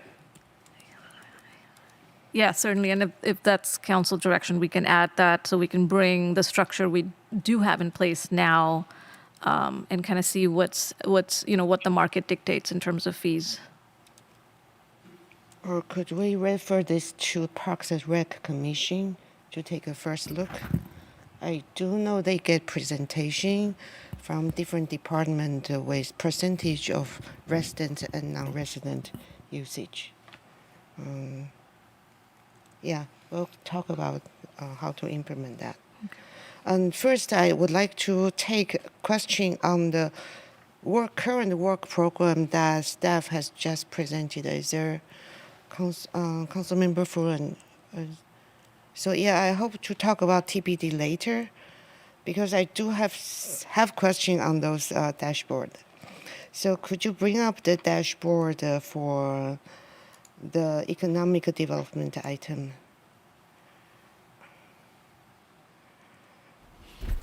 Yes, I have it on my screen now. Video, could you please share? Thank you. Okay. All right. Okay. Yeah, so Economic development has 2 projects. This is the first one. Yeah.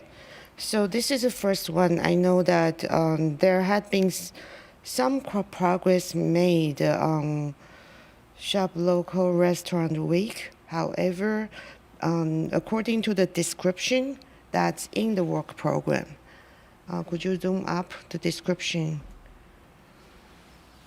Yeah, so the description is right here. Yeah. So 1.1 streamline permitting process for small business. For the member of the public, if you find it's hard to read something on Zoom, what I usually do is I take a screenshot and copy it somewhere, then I can zoom in myself. But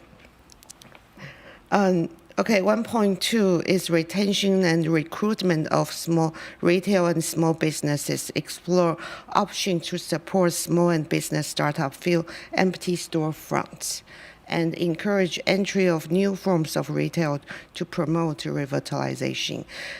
And then explore more themed events like Restaurant Week, which we have done great, and other festivals to bring vitality to Cupertino business, and improve placemaking in the city and city's revenue stream. So sounds like we have done bullet item, one of the bullet item. I would like to know through these quarterly updates, what is the implementation plan for the remaining 3 quarters to implement the describe the goal. Do we have that? I can take the update after the meeting. I hope that we do get a bit more detailed implementation plan for each of the item. Does that make sense? Yeah, that makes sense, Mayor. And we were just bringing updates tonight, but I'm happy to bring, a share implementation plan with you on some of these that you, Yeah.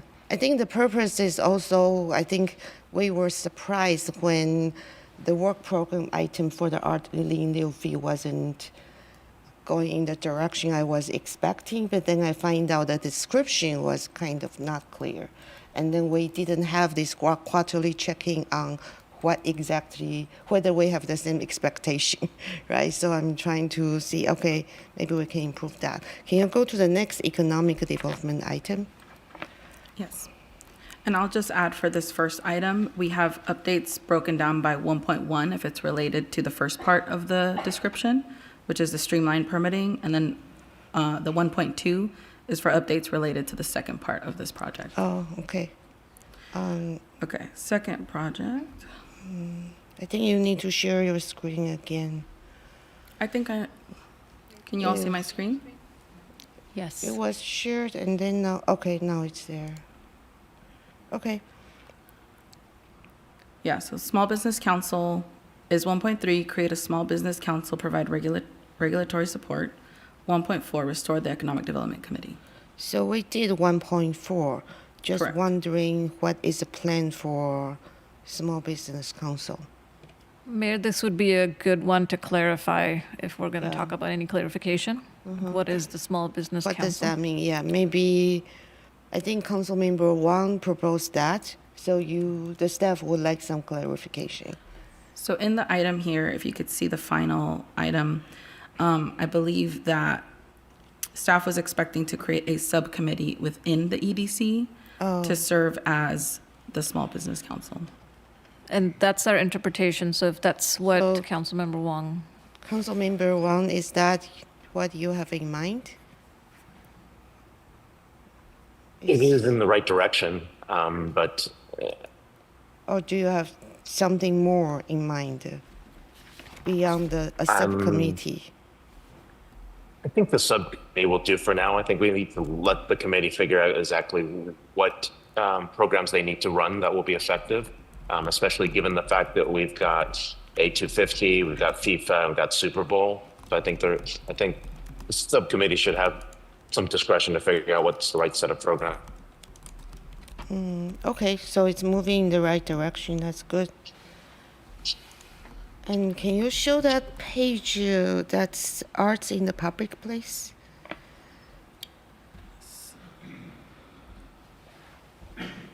Yeah. So this is item 22, with the description being revisit municipal code standards for art in public and private development, including the standards in the municipal code, and developing an art in lieu fee policy. Yeah, so this is one that we were I was confused about what exactly is being done. And then Arts Commission has made some recommendation.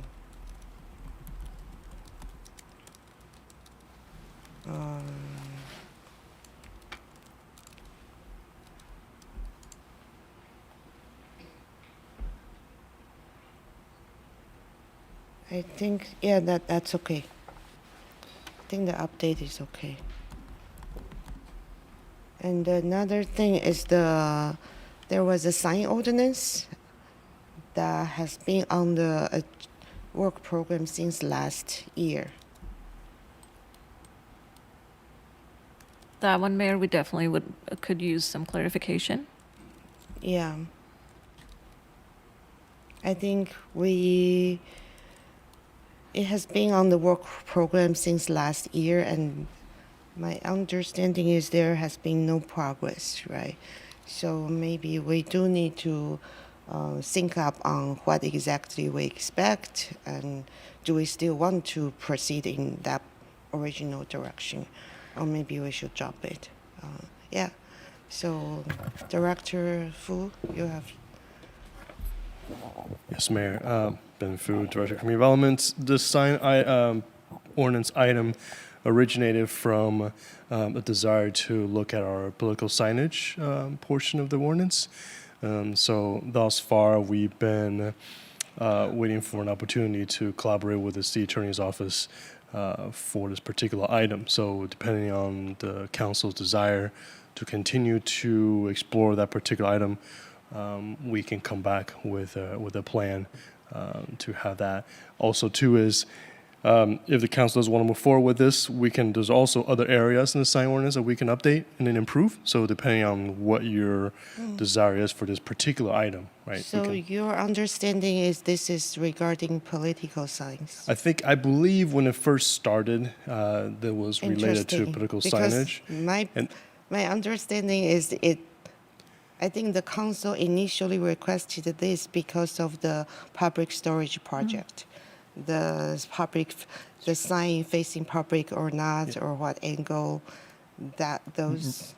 Right, so that was I believe that was the second part of that. So, Oh. Depending on the clarification the council wish to provide us, we can certainly focus on the item that you're talking about, the freeway facing signage, and so look at how to update that section. Yeah, and also I think the lighted window. Right, that's exactly. Being used, the entire wall. So we is can being separate used. those two, or we can combine them, or focus one over the other. So a little bit of clarification would be helpful, so we can act Okay. on the project.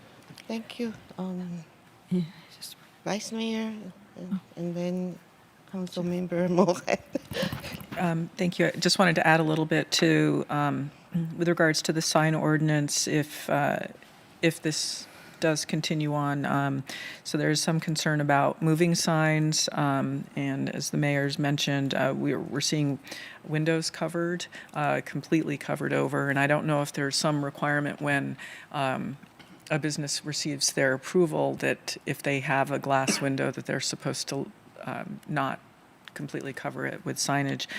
And then lastly, the rules for a quasi-public zoned building, it appears to be that they can, even though some of these are next to residential homes, that they're following the commercial signage. And the issue there is that the frontage can be very wide, and that enables the sign to then become really, really big in an area. So I would like to see that limited a bit. We have seen some signage put in without having an approval, it seemed, which is another challenge because it's already been constructed. So there's a few issues, and I think some of these can be handled by speaking to the owners if they have put excessive signage up. So I'm not sure what part needs to have a new ordinance change versus what part can be negotiated with the owners. Okay, Council Member Mohan. I just wanted to make sure we all remembered, at least I remembered, that the sign ordinance issue was postponed after the public storage issue was discussed because there were no other sign issues coming up. So I remember at that time there was some discussion that this was not a priority until another sign request came up, and I'm not sure it has. I agree there should be a sign ordinance, but the reason why it's not a priority was because there was nothing as significant as the public storage sign issue. Yeah, and I think that's helpful context, especially when we look at the TBD list in a little bit on what we want to bring over if there's council direction on things that we can either pause right now or clarify and narrow the scope. That's going to help us take on new items tonight. So that's helpful. Yeah, I think the intention is before the next project comes along, we have to modify our code. Otherwise, by the time they come along, it's too late. But then I do realize this is not really a high priority item, and maybe we should narrow the scope and do just what's necessary. But it seems we don't have the same understanding of even the scope, so that's something we need to really clarify too. Okay, any more? Councilmember Furen.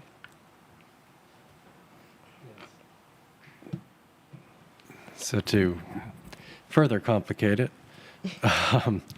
since we seem to have a very wide-ranging view of what this item was or could have been, that maybe the best thing to do is actually to go the opposite direction and undertake a sort of broad overhaul of our sign ordinance in general, because it seems like we have a lot of different potential concerns. And one of the things I want to make sure that we're not forgetting is we have all of these things we want to do with economic development. And, you know, if you're a merchant and you can't even put your sign on a wall, you're going to suffer a lot. And so I would want to make sure that we're doing a lot of outreach to our business community to make sure that we understand what sort of issues they've encountered in the course of getting signage approved, and that we're designing something that is easy for them to follow and build around as they develop their storefront. So one way or the other, that's something that I would like to see, and I think that our businesses would probably appreciate it.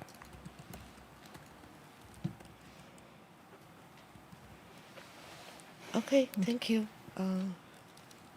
Any more questions? If not, we'll go to... Oh, we still have the 2BD. Yeah. It's not so much a question, but a request. When I'm over in OpenGov, if it's possible that the city work program could have its own pull-down tab so that we can go through them more easily under expense type, because it's falling under... Looks like it's falling under special projects, and I know that we're trying to move that into its own category, so this might require a little bit of a restructuring so that we can look at them more easily. I can look into that, yeah. Thank you. Okay. So that's do I have a presentation for the TBD list? Or do we just want to quickly mention? We don't have a presentation, Mayor, but if it's helpful, Astrid has it on the computer. We can pull it up if you want to look at it together. Otherwise, we provided the most recent TBD items, and in the staff report, I think there were a handful of them that, that I've heard council members say that they want to be added to work programs. So maybe we can just go through with them. If it's helpful, we can go item by item on TBD, trying to see what will be the most... I don't think we need to go item by item, but maybe let's just ask first, anyone has question on the TBD that you would like to clarify? This might be a good time, so... Vice Mayor? Well, I'd like to clarify the process. So is the objective to decide which one of the TBD items that we want to, basically make it through the gate? And if that is one of the objectives, second, are we trying to prioritize and reorder the 23? And is there anything about that list of 23 work program items that is indicating that one item is more of a priority than any other one? And when did we prioritize that? Yeah, so great questions. When we were doing the work program prioritization exercise earlier in the year, we did do a voting process and everybody assigned points to it, so it's sort of prioritized. But once that list gets adopted as a work program, it's priority projects, period, for staff, right? I wasn't prepared to do another voting or prioritization tonight. The conversation I'm hoping we can have tonight is you receive an update on the TBD list, which is in front of you. You receive an update on the work program projects as of Q1. And if there's any interest in picking out a few of the TBD items now, rather than just kind of leaving it on that will come back at a future date, for it to be added to the work program list, which means that it's a priority item for staff. We will have dedicated resources.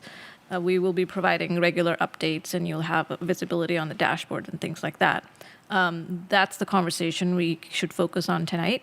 I have some information for us to balance that. So if we're adding items, I can tell you on the work program which ones we may be able to pause, which ones have made a lot of progress, which ones we may be able to merge and things like that. So I'm prepared to have a little bit of conversation tonight, but I wasn't thinking of reprioritizing. We can certainly do that at another meeting, but right now I need some feedback from all of you. Okay, thank you. One of the items, for instance, is to look at Stocklemeyer and Bletch, and that's been in the queue for a really long time. And so I would hope that is getting towards the top and will be on a future agenda for discussion. Yeah, and that item is actually a good example to pull out. So we are ready to provide information to council on that, right? So we've done a kind of look at, okay, what are the options with this city property, with this city property? What is the condition of it? What's possible?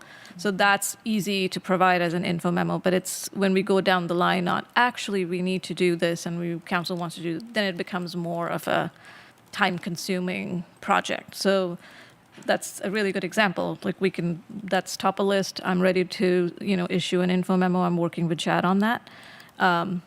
But how much work it's going to take once we do identify an option for a city property, for example, that council wants us to follow, then that could be a little bit time consuming, right, depending on what we pick. But it's certainly ready to come forward to you as an info memo as a first step. Okay, and I do have a clarifying question regarding the public outreach. Where would having sampling in order to get better data from our surveys, where would that fit in? So on the TBD, there is an item that I think it might be one of the last items that's added on our list that says establishing standards around public engagement, so we can make sure that there is some sort of outreach built into every city project, depending on what level we need to follow. But there's got to be some guidelines and standards, so we ensure we do that. That is on the TBD list. That.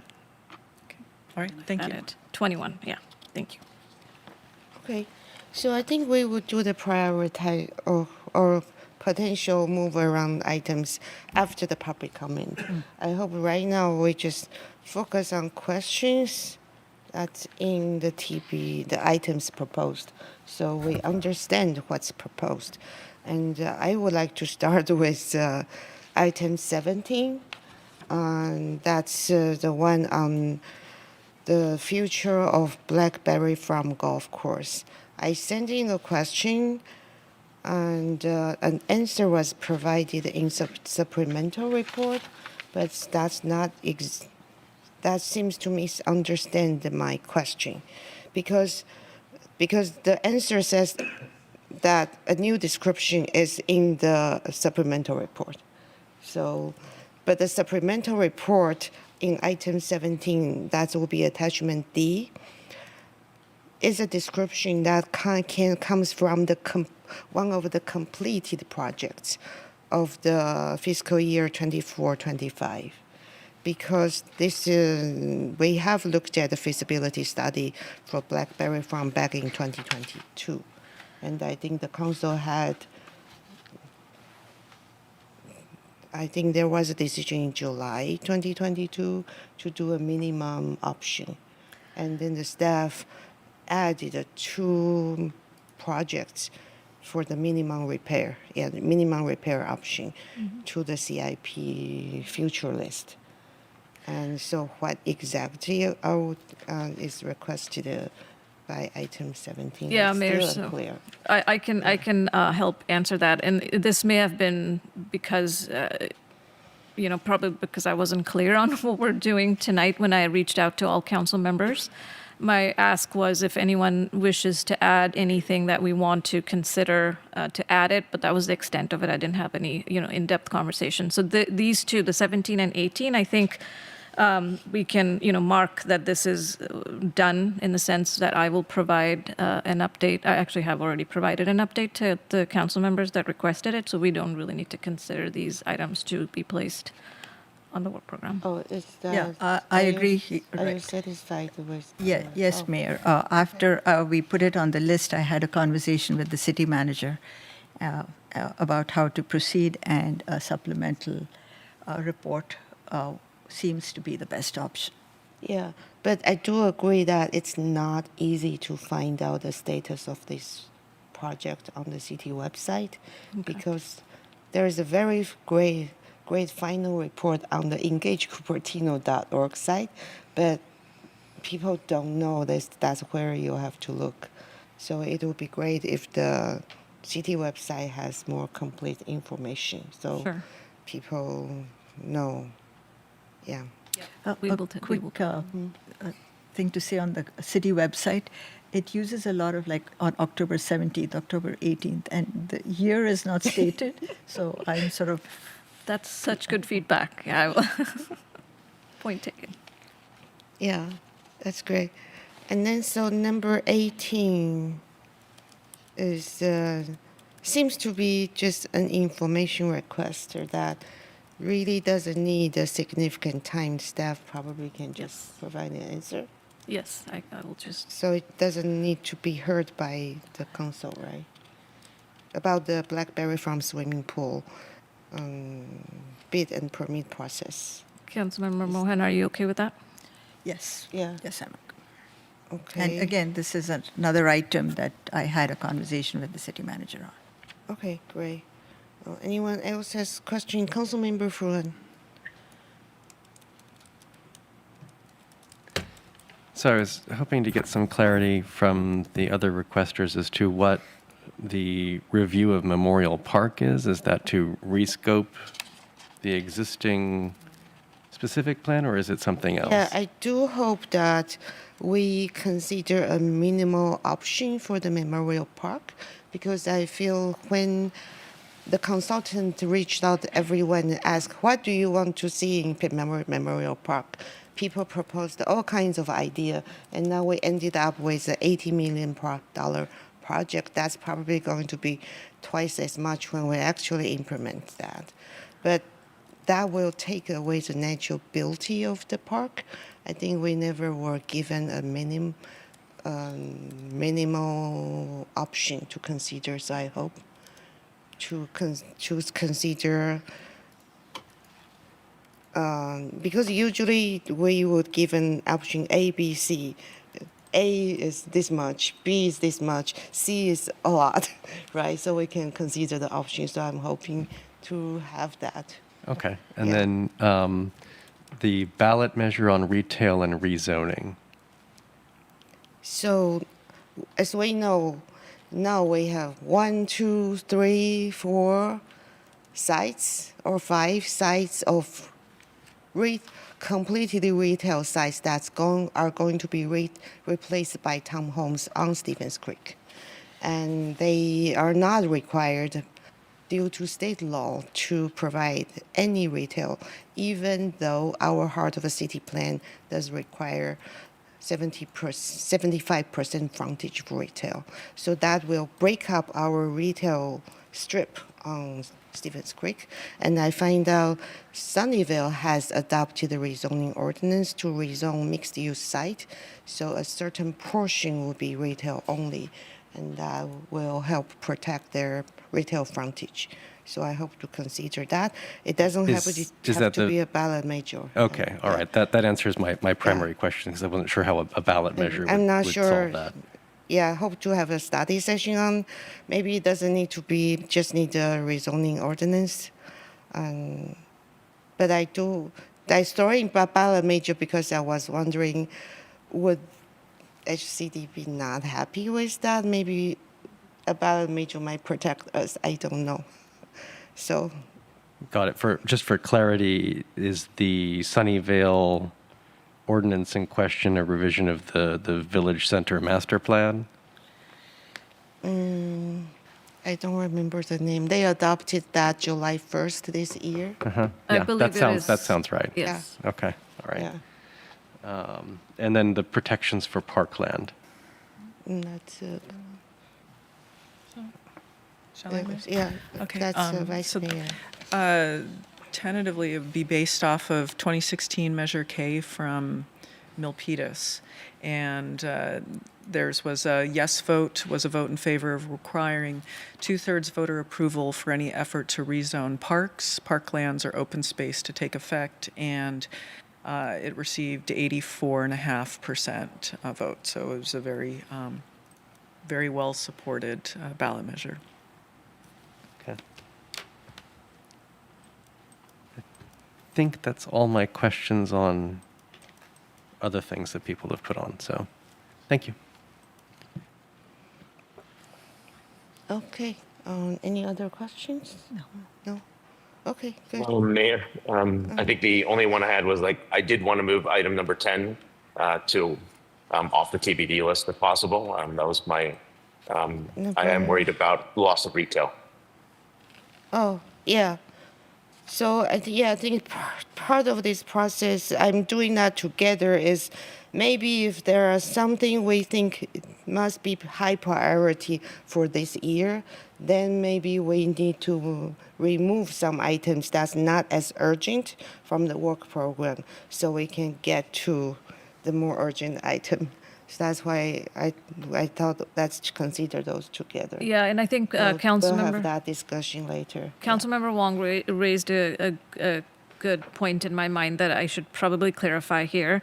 So if you look under the recommendation or the council motion column on the TBD list, there's some staff recommendations that you will notice that say that staff recommends that this item should be considered for the work program.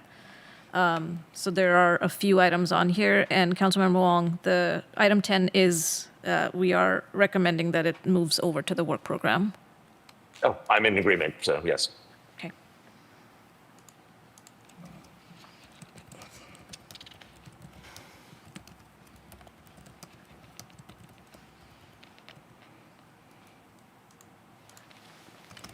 Okay, so let's go to public comment. Yes, Mayor, I have two requests to speak virtually. I have two requests in Community Hall. One is a group request consolidating time for up to 10 minutes. There are 6 requesters, actually. So totaling approximately, let's see, 3 speakers, 19 minutes. Okay, great. Okay. Maybe I should clarify this also because many people did write to the council about the artistic bike rack at the Memorial Park. I responded to Kathy Yates and some of the people, but not all of the people who wrote in. What's on the agenda for the TBD list is consider forward-looking.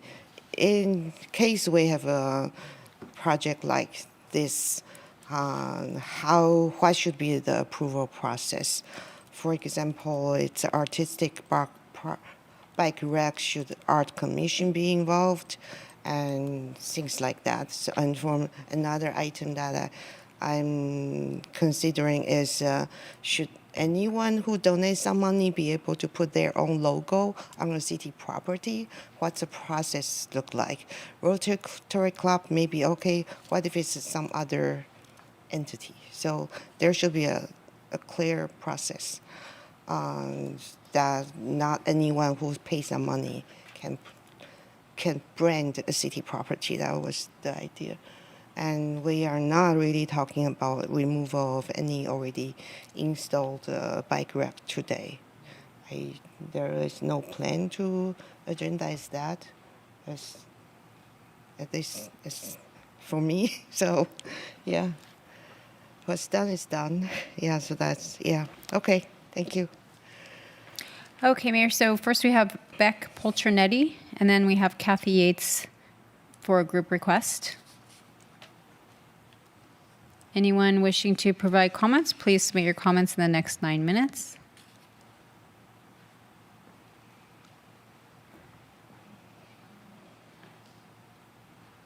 Welcome back.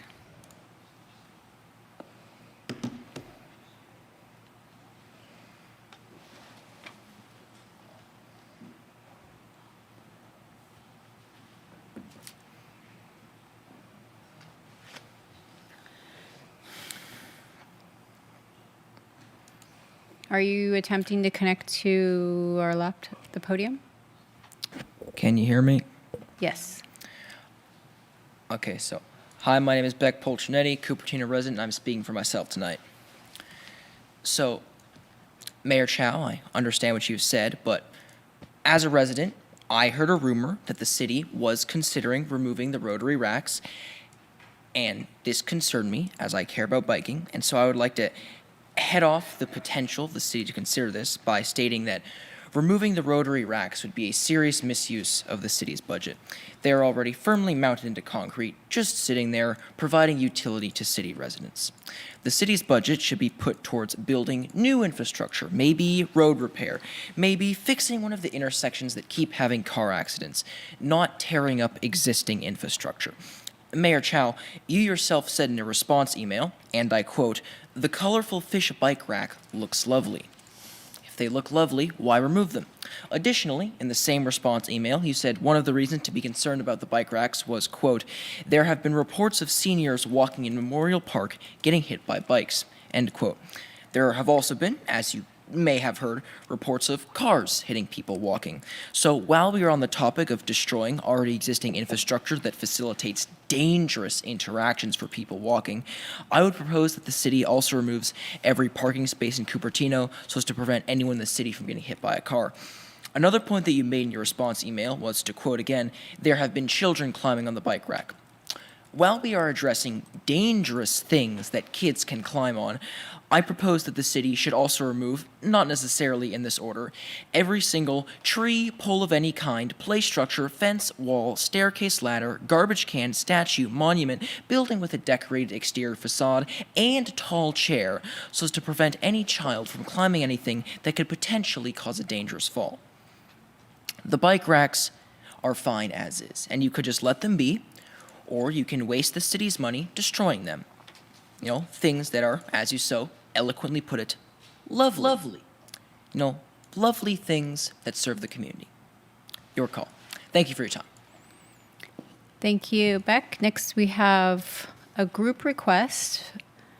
So Kathy Yates will be speaking with Bill Furness, Louisa Roberts, Helene Davis, Jim Davis, and Jagi Shahani, ceding their time for a total of up to 10 minutes. Welcome. Thank you. Good evening, Mayor Chow, Vice Mayor Moore, and the council members. My name is Kathy Yates. I'm the current president of Cupertino Rotary Club, and I'm joined tonight by several members of the Rotary Board of Directors and the Cabinet and other Rotarians that are in the audience. Our board and cabinet sent the council some correspondence over the weekend expressing the concern about the potential for removal of the bike racks, which Rotary recently helped install around the city. Mayor Chow, I appreciate your reassurance to me and to others that the removal will not be under consideration. 6 weeks ago, the council formally recognized Cupertino Rotary for our over 70 years of partnership between the club and the city, both of which were founded in 1955. We are proud of that history, and we appreciate the constructive partnership that we've built together. This most recent partnership to install 6 artistic bike racks took over 2 years to design, fund, and install, and involved a collaboration between many different groups, which include the Rotary Climate Action Committee, the Rotary Board of Directors and the Cabinet, the board directors and officers of the Cupertino Rotary Endowment Foundation, the city's directors of Parks and Rec and Public Works, and the city departments of Parks and Rec and Public Works, as well as individual Rotarians and citizens. Some might wonder what a Rotary Club is and why we initiated this project. Rotary is a nonprofit, apolitical service club that exists simply for the purpose of strengthening our community. Founded in Chicago in 1905 as the first service club in U.S. history, Rotary has since grown to have an international presence of 45,000 clubs in over 200 countries and a world-renowned charitable foundation. Each club is formed and run by local residents to reflect the community's local personality, needs, and interests. We recognize that in diverse communities like Cupertino, one group's interests might conflict with those of other groups. Indeed, our own club's membership reflects the diversity of our community, and we consciously work to maintain it that way. So in Rotary, we use what we call a four-way test to guide us to a workable balance for our community as a whole. We ask ourselves, what is the truth? What is fair to everyone concerned? What builds goodwill and strengthens relationships? And what is beneficial to all members of the community? These questions guided us during the bike rack project. During the 2 years of project planning, there were multiple public hearings, detailed MOU negotiations between the city and Rotary about our mutual responsibilities and commitments, and consistent interaction to ensure that Rotary was strictly adhering to all requirements.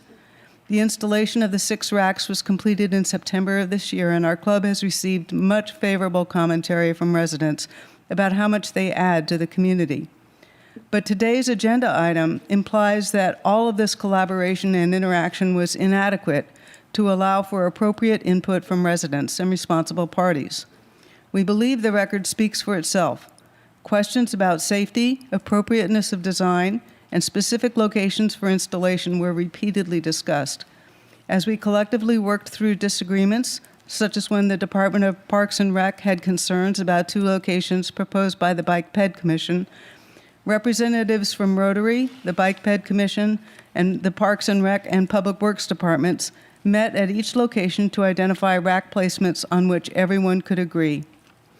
An area of sensitivity for some is the Rotary logo on the racks, and the question is, should City Council specifically approve the use of an organization's logo on something that is or will become city property? We think that's a fair question, and it is important to clarify when City Council consideration is required versus when staff discretion is sufficient. Our club will, of course, comply with whatever decision is reached, but I want to say in advance that it would be a significant change in our partnership if the City Council adopted a policy opposing attribution on projects that involve significant contributions of resources from Rotary.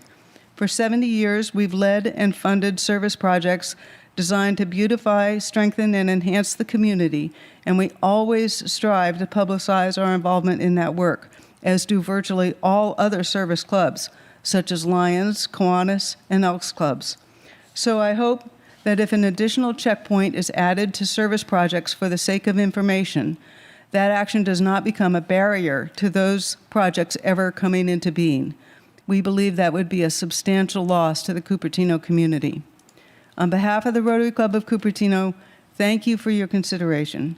We remain committed to being constructive, reliable partners in service to our shared community. Thank you. Thank you. Thank you. Could I ask a question? So you mentioned this project was initiated by Rotary Club? I'm sorry? You mentioned this project was initiated by Rotary Club. We've got some additional comments that are going to come from the other speakers that'll explain a little bit more about how the project got going. Okay. Okay. Thank you. Great. Yes, Mayor, I actually, I see that there were additional requests to speak in this packet, and so we have another group request, followed by an individual speaker, followed by another group request, totaling, so this is up to 10 minutes, and 3 minutes for the other speaker, and another 10 minutes, so another 23 minutes. So we have Steve Lefevre,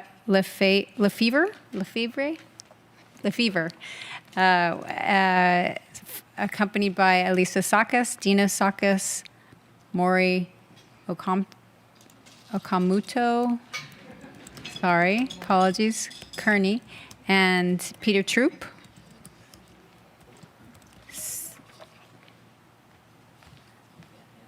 Welcome. So you have up to 10 minutes. Great, thank you. So good evening, Mayor Chow, Vice Mayor Moore, and council members.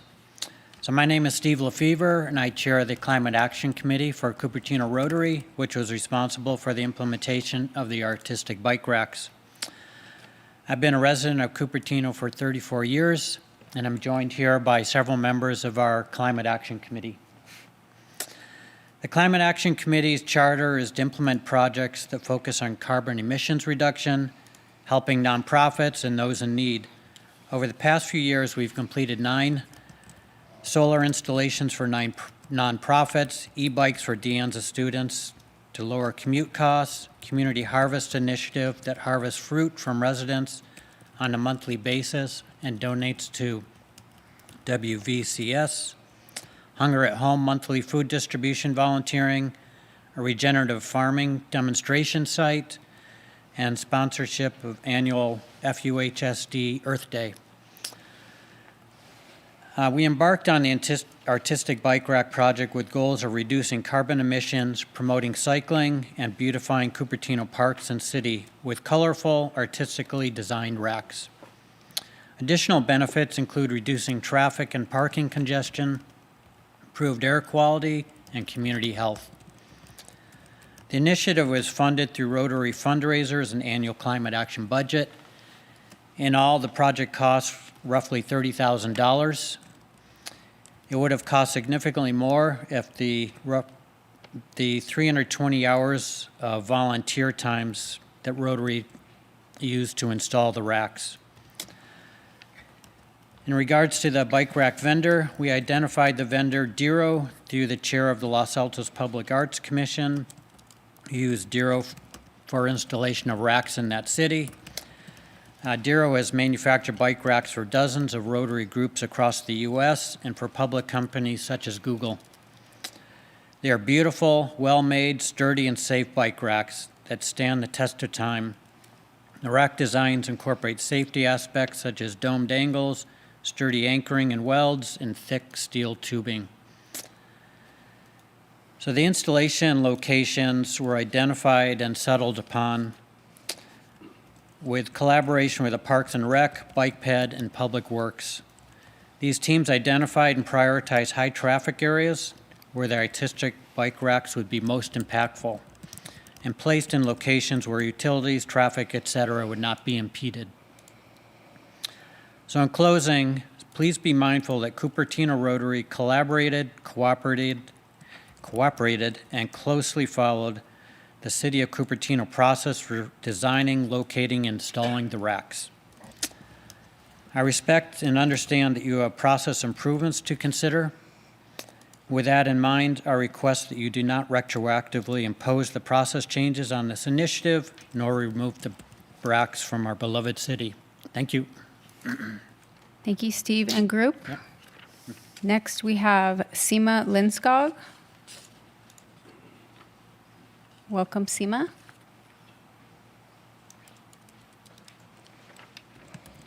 Can I show something?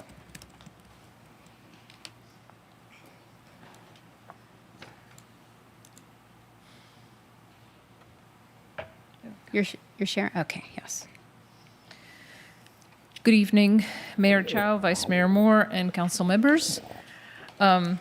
I am a planning commissioner for the city of Cupertino, but today I'm speaking as a Rotarian and as the person who has led this project for the Rotary Artistic Bike Racks for the past 2 years.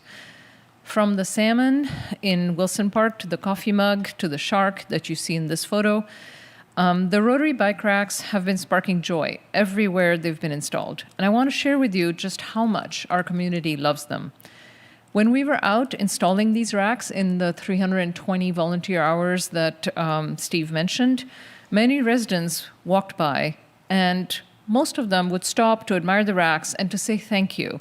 Parents with small kids, seniors out on their daily walk, cyclists passing through, soccer players, all of them paused to tell us how fun, how whimsical, and how welcoming these racks felt to them.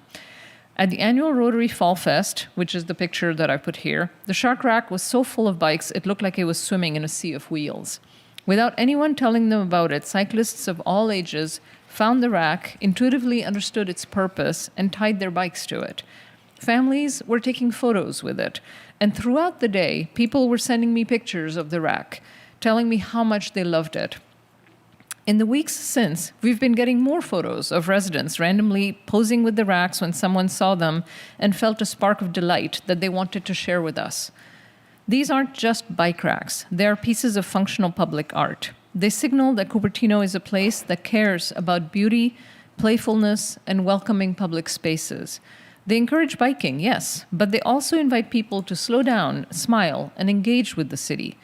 More than that, they are a symbol of partnership between the city and one of its oldest community service organizations, and of the good that we can do when we work together in good faith. In closing, I simply ask that as you weigh your next steps on this issue, you hold in mind the very real joy and appreciation that we've heard from residents who have experienced these racks. Thank you for your time. Thank you, Seema. And next we have another group. Bob Pruitt, Susan Black, Jennifer Sheeran, Padma Chari, Sean Gasparini, and Steve Vidobar. You are consolidating your time for up to 10 minutes. Thank you very much. Good evening, Mayor Chow and City Council. My name is Robert Pruitt. I'm a member of the Cupertino Rotary and a member of the Cupertino Rotary Board. And I have today a letter from George Denise that I'd like to read to you. And George was actively involved in installing most of the bike racks that we've been talking about. And here's the letter from George. Good evening. My name is George Denise. I live at 12121 Mellowwood Drive, Saratoga, California. I'm retired now, but I was previously the Director of Operations and Sustainability for Oracle, and before that, I was the Managing Director and Global Account Manager for Operations and Sustainability for Adobe Systems. I'm a member of Cupertino Rotary, and I was one of the leads installing the bike racks, volunteering over 50 hours of my time in the process. I joined Cupertino Rotary because my family had a business in Cupertino for 15 years, the Ski Renter, which was at 10675 South De Anza Boulevard. So it made sense from both a business and social standpoint, and I liked the character of the club. I've been a volunteer all my life. Little League, soccer, scouting, Chamber of Commerce, Building Owners and Managers Association, Institute of Real Estate Management, CoreNet, Corporate Real Estate Network, etc. Rotary International is a service organization and a very successful one, but Cupertino Rotary stands out even against that backdrop, and Cupertino is a wonderful community. That's why I joined Cupertino Rotary. The Artistic Bike Racks program was first conceived by Seema Lenskog. It was brought to the city over 2 years ago, discussed, designs developed, locations determined, all following the procedures laid out by the city. The final designs and locations were determined and approved by the city. The racks were fabricated by a company that has done literally thousands of these types of racks for hundreds of organizations and cities all across the country. The racks arrived, we coordinated their installation with the city, and we installed them. I was present and one of the leads for all but 2 of our approximately 20 workdays. It seemed like almost everyone who came by while we were installing them had to ask about them. Once we explained that they were artistic bicycle racks and that it was a collaborative project between the Rotary Club and the city, people seemed to take great joy in that. The comments we heard were, "What a great project," and "I think they are just beautiful," and "Thank you so much for doing this." The day before the Fall Festival, while we were setting up for it, I saw a couple of little girls playing on the rack we installed in Memorial Park. They seemed to be having a good time, so I walked over to them and asked if I could take their pictures playing on the rack. The parents said yes, so I did. Then the mother asked me what it was. She said at first she thought it might be to play on, but then saw bicycles attached to it, so assumed it was a bicycle rack. I said it is a bicycle rack, but it is also art, and like art, it is whatever you want it to be. It is intended to be an artistic bicycle rack. It is a beautiful, colorful, somewhat whimsical work of functional art. It is meant to add to the beauty and practicality of our community. It is a place for people to secure their bikes where they are out of the way, but where they can still keep an eye on them. It is also meant to protect the trees people have been attaching their bikes to because there were no racks. It is meant to facilitate people taking their bike rather than driving their car when appropriate. They are meant to be serious in function, and they are meant to be visually whimsical and fun. Others have talked about these things that I mentioned above. I would like to address a different point. Someone said that this park is supposed to be a memorial to those who have sacrificed for their country. I agree. They also seem to think that bright, colorful, beautiful bicycle racks somehow deter from that. I disagree, and this is something I feel very strongly about. I was in the Marine Corps Reserves from 1966 to 1971. My son was an officer in the Marine Corps from 2005 to 2011. My older brother was in the Navy from 1960 to 1964. My father was in the Army in the South Pacific from 1942 to 1945. He was part of the forces battling to free that part of the world, one island at a time. He contracted malaria, dysentery, pyorrhea, and he suffered from malnutrition, as did 65% of the soldiers he was with. At Guadalcanal, he was blown out of his foxhole. He was then evacuated to a hospital tent, which was also blown up. At the end of the war, he spent 3 months in a hospital in Texas recuperating. My father had been a photographer, an artist, and a cartoonist before the war. In the midst of the horror of war, he drew cartoons making fun of some of the ironies of the war to entertain the troops around him and raise their spirits a little. That's one of the purposes of art, not doom and gloom, but to celebrate our brave citizens and enjoy the freedom they gave us. Every generation in my family has served in the military, going back to colonial times, not because we are part of some warrior class. Far from it. We all have had careers unrelated to war and the military. We are simply trying to be responsible citizens, answering the call when our country needs us. I can't speak for everyone who is or was in the military, but I feel comfortable speaking on behalf of my family. We fought to preserve what we often call the American way of life. That includes taking our kids to the park, taking walks in the park, running in the park, practicing Tai Chi in the park, attending concerts in the park, and attending festivals in the park. And sometimes we play and giggle and laugh and are raucous in the park. And some of our little ones learn to ride their bikes in the park because it is a safe place for them to do so. When they get older, sometimes they come to the park with their friends on their bikes, and sometimes they do ride too fast and aren't as careful as they should be. But there have been very few accidents, and they are safer here than they are on the street. After all, these are our kids. We are part of a greater community, and these are our community's kids. We want them to be safe too. I don't believe the park is supposed to be a dark, somber sanctum. Memorial Park should be bright and colorful and fun and full of laughter. That's what we fought for. The park is for everyone. Some ride bikes and like to be able to secure them when they are not riding them. The racks facilitate that, and they are fun and they are beautiful. Thank you. Signed, George Denise. Thank you very much. Thank you, Bob and group. Next, we will move to those members of the public requesting to speak virtually. There are 3, Peggy Griffin, Luis Sadati, and San Rao. Welcome, Peggy. Good evening, Mayor Chow, Vice Mayor Moore, council members and staff. I agree with Councilmember Wong that number 10 TBD, the ballot measure to protect our frontage retail needs to be elevated. If we let it sit there, it's going to take 3 years. If we can get it on the 2026 ballot, that would be preferable. We've got lots of projects already coming in that we may lose retail. And, you know, every bit hurts and it impacts our finances. The other items, item 6 on the City Work Program, enhance senior services. Step number 1.5 says share results. And it talks about sharing it with departments, but it doesn't mention sharing it with the council. I think the council is a very important part of sharing the results, and it needs to be added.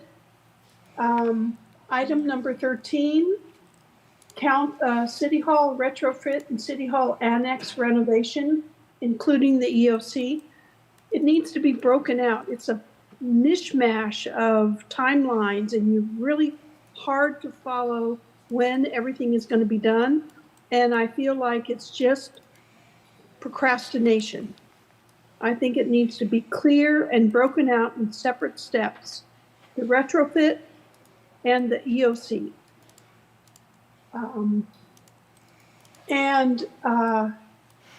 My concern about the TBD list in general is that it's not in priority order, and it sounds like if you have free time, you can just pick an item without any kind of prioritization by the council. And that is my concern.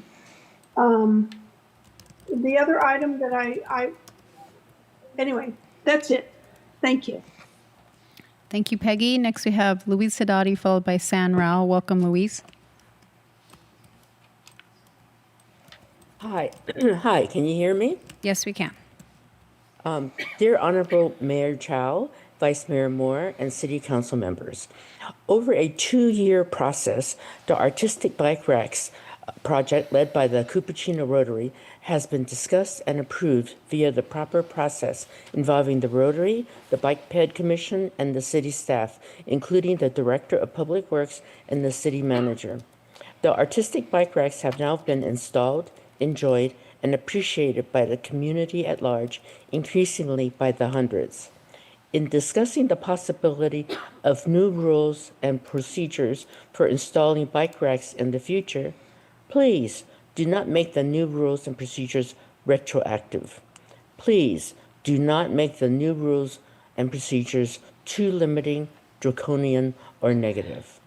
Do not spend city money and staff time undoing the over 300 hours spent in the last 2 years discussing, coordinating, and installing the current bike racks. Please do not allow a couple of repetitive voices lead you to undo 2 years' worth of work now or in the future. The city parks are for everyone and should be inclusive rather than exclusive.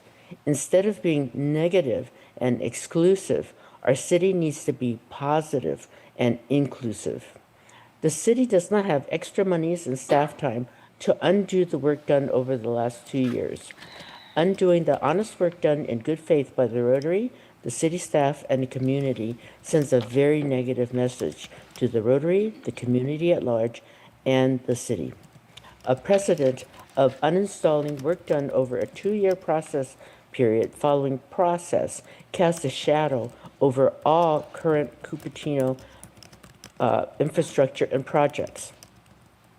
Please support the citywide desire by the overwhelming majority of Cupertino residents to leave the current artistic bike racks installed as they are for the community to enjoy. Since they have been installed, hundreds of residents, including walkers, parents, children, bikers, young, middle, and older adults, have already expressed their joy and appreciation for the functionality, joy, art, and fun from the artistic bike racks already installed throughout Cupertino. Thank you for keeping all this in mind during your discussions. Thank you, Louise. Next, we have San Rao. Welcome, San. Good evening, Mayor Chow, Vice Mayor You Moore. didn't put your hand up? Sorry, I heard someone speaking over me. If I could have the timer start again, please. Good evening, Mayor Chow, Vice Mayor Moore, and council members, speaking on behalf of myself only. A few comments on the TBD list. I agree with the staff recommendation to remove items. So having reviewed the list, I think there are a number of items on this list that staff recommends removing from the list. And I fully support and endorse the same. I think the list is excessively large, and the existing CWP is already excessively large. And this list and the existing CWP list could really be pruned down significantly in order to focus on a few things that will actually help move the needle for the city. And as you look at items to focus on, I urge you to focus on things around public safety and quality of life. I'm sure all of you have to drive through the city and you're seeing the amount of red light violations in the city. It is a source of serious safety concerns, especially as we get off, as we're driving on Stevens Creek, eastbound or westbound, and we have drivers coming off of 280 or off of 85 and coming out of Dianza. There's a number of red light violations there, same thing at the Dianza and Stevens Creek intersection, and it is really unsafe. And I fear for a number of our senior drivers as well who may not have the reflexes to watch out for some of these late exits out of the red lights. So please prioritize the red light cameras in Cupertino. This is something you can do. Other cities have done it. I also urge you to pass a resolution seeking to include the city of Cupertino in AB 645 so that speeding cameras can be implemented in Cupertino and we can enforce speed limits. I see the money being spent on other projects such as traffic studies to lower speed limits. The problem we have is people don't follow speed limits that exist. If you lower it, people will still not follow your speed limit. So what we need is technology to really enforce the limits that we have, not just lowering limits that nobody will enforce. So please prioritize public safety in that space. Likewise, please prioritize quality of life. There are a few items here around protecting parkland, and that is critical. If there are ways that you can protect parkland, whether that needs a ballot measure or not, I will leave it to you to think about. Perhaps there's existing laws that allow you to protect parkland, but we need to make sure our parkland is safe so that there are no attempts to put public-private partnerships and reclaim parkland. On that same note, I'm asking you to put a ballot measure to protect any attempts to reclaim public right-of-way. And this is something that the city has continually changed its story on. There was supposed to be a ground lease on Mary Avenue, and suddenly, magically, that disappeared and became a sale. When and how that changed was not a decision on dice. Then the sale was supposed to be without vacating the right-of-way, so you're actually selling a road and a parking lot, and nobody understood when and how it was vacated. So there's a number of discrepancies. There was a consent calendar item to approve negotiation, and suddenly that vanished. So this is continually a changing story, and it's changing back channel. So please put it on the ballot. Thank you. Thank you, San. And Mayor, no additional requests to speak on this item. Okay, thank you. First of all, the Mary Avenue item will be on the council agenda tomorrow. The negotiator item is there. It will be a study session where we would be able to answer all the questions the public have raised. And there hasn't been any changing of story because the city has not shared the process we are planning to do, and in terms of vacation of public right of way, and we will be sharing the process that city have in mind for that project. So please do not make up things that's not there. And tomorrow it will be on the agenda. You can ask all the questions you want. Anything that's not clear, you are welcome to ask them. So anyone else, any other question we need to answer? Okay, Vice Mayor. Thank you. So when we're looking at the TBD list, where do we draw the line between something being a city work program item and like looking at the review of the City Council Procedures Manual, the recommendation is to remove this item from the list once it's been heard by the City Council. So is that being recommended to, I would assume that this doesn't mean that we're recommending to have it as a city work program item, that it's simply going to be agendized and that. That's correct, Vice Mayor. So if it says that staff recommends removing after council has heard an item, that means it stays on TBD until we've agendized it. And typically, the way that TBD items are handled is, two council members, like as I mentioned, can add items to TBD, but then it's the mayor and the city manager. When we review the agendas, then we place the TBD items based on where and when it can come forward. Okay, so if I look at item 1, this one, staff recommends removing the item once it's been heard by the city council. So could we then, do you suggest that we do a straw poll on each one of these items, or that we? Actually, I have something to propose. So may I? Please do. I Thank you. actually would propose to remove item 1 to 4. I think we had a need for item 1 when there was resistance to share documents from closed session. That does not exist anymore. And for item 2, 3, 4 also, number 4 was a request by a resident, but that resident does not seem to be pushing for that. So I think I think 1 to 4 can be removed. And then I would recommend item 10 and 11 to be added to the current year work program to be completed by July 2025, if possible, including the study session and possible implementation. And potentially a ballot measure, I'm not sure.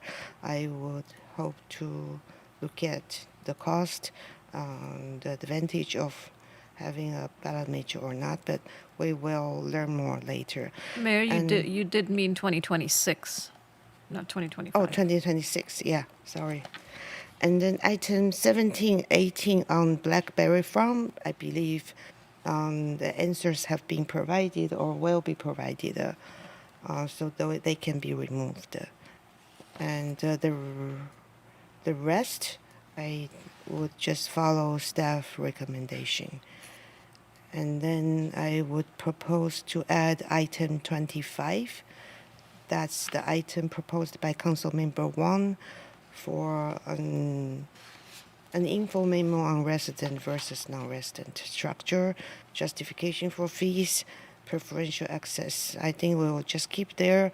If the info memo is satisfactory, we can remove that next time. And then I would propose we remove the sign ordinance from the work program. Seems we're not sure the scope. I think that takes some time to think about that, and it's not really that urgent. I think we do want to make some changes in the sign ordinance, but that we need to think deeper about the scope. And I think it makes sense to separate the retrofit of City Hall and the annex and the EOC as two separate items in the work program for clarity. So that's the list I have. That's my motion. I can show the list. Thank you, Mayor. Can you share your screen? Yeah. Mayor, just a quick question.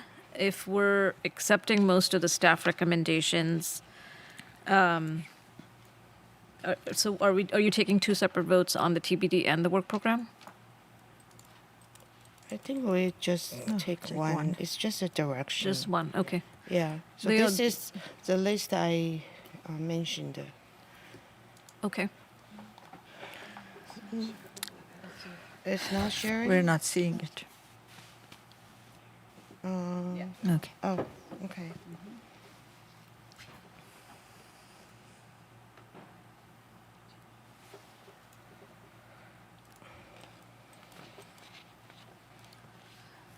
Yeah, so maybe let me this is the retail one. That's the park one. Moore, second.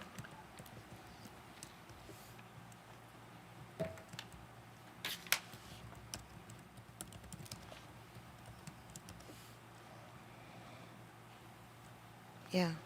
So Mayor, you do have a second. I've just seconded your Okay, motion. thank you. In practice, we actually have pretty much separated out the City Hall and the annex item because we've already, we've already moved the Torrey Avenue project ahead, and then we're going to be hearing City Hall within the next few weeks.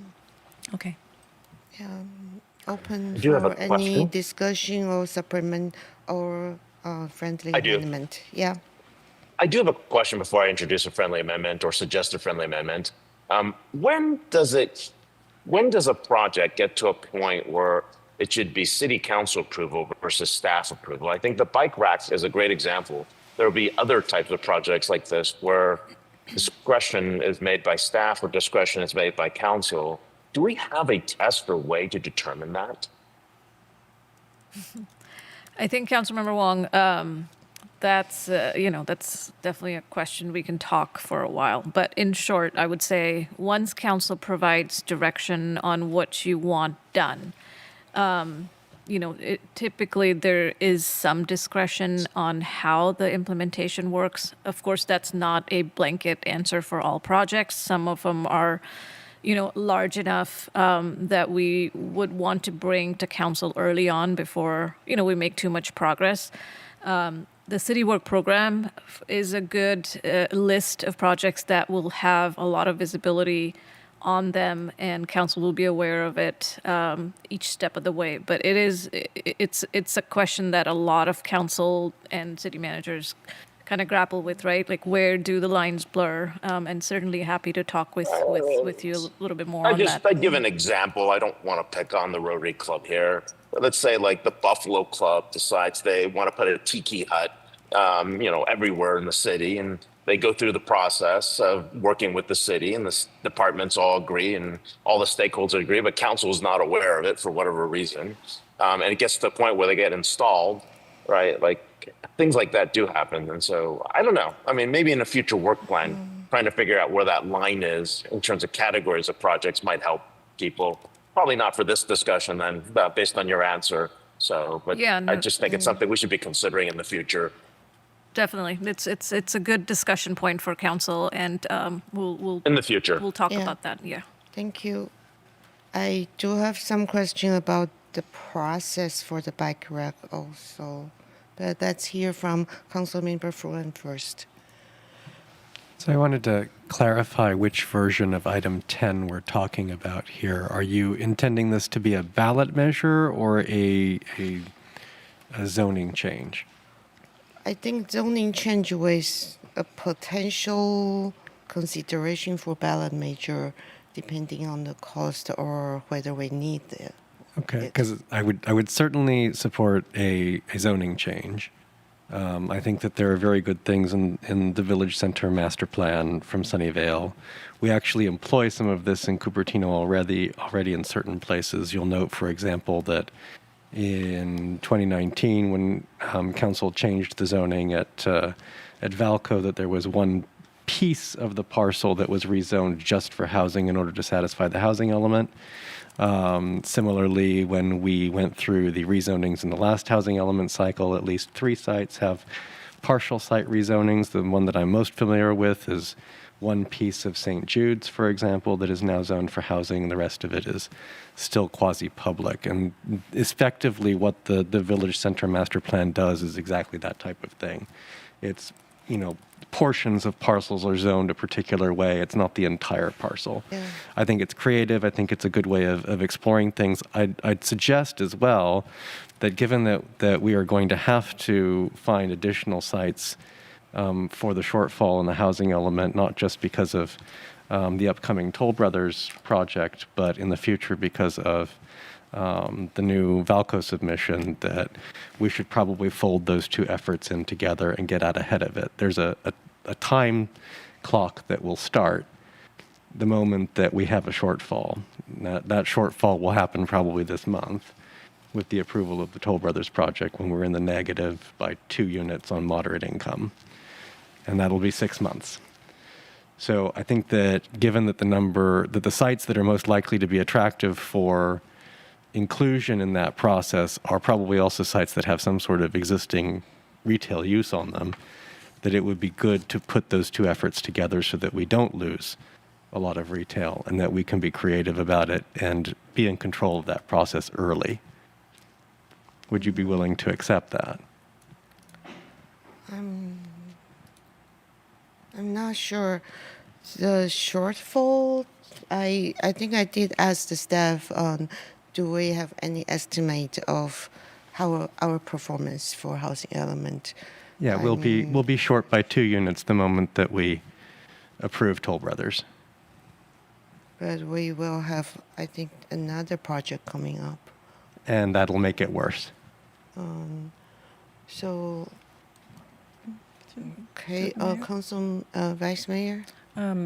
I would like us to receive an info memo about this item from the city attorney's office so that we understand it and have the statutory references.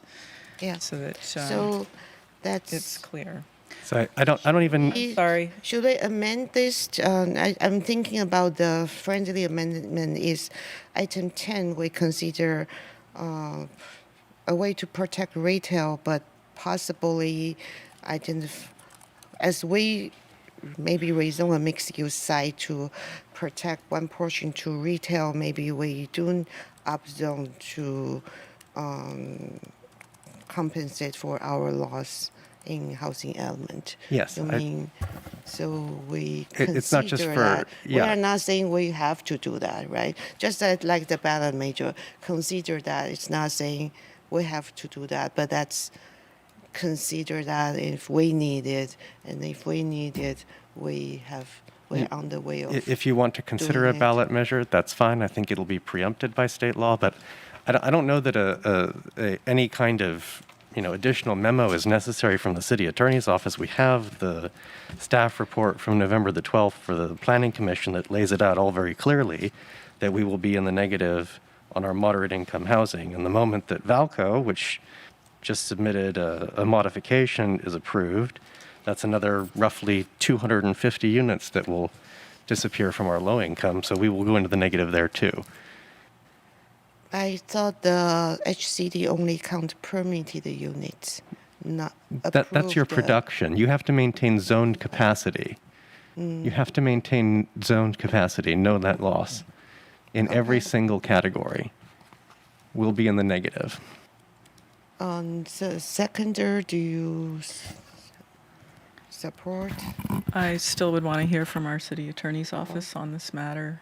And I'd like to further understand the Hanover project on Finch and Stevens Creek Boulevard, what impact that is going to have as well. A potential housing site on the item here until we have more information, right? Well, I think you're looking at a retail item, and this is a separate issue, and I wouldn't combine them together until we have further information about that. So I think how you had it originally was correct. What's the other item? Item 20. So the friendly amendment was item 20. Additional housing element sites. So you would like to get more information?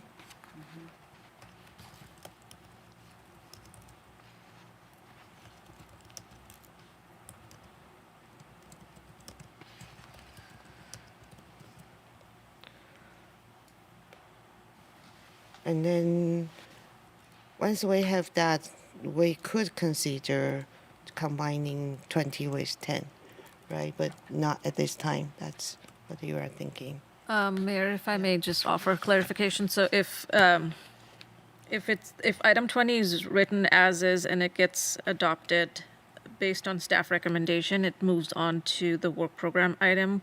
It does sort of closely relate to the item 10.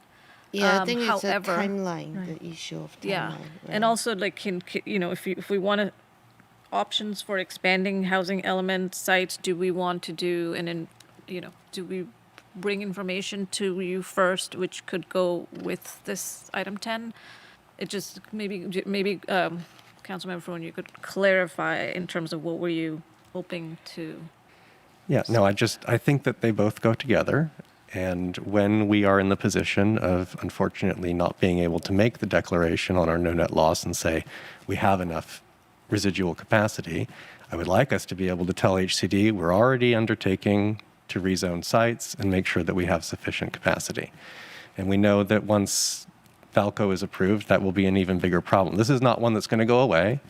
There are also other housing element sites that have lower capacities that are planned on them.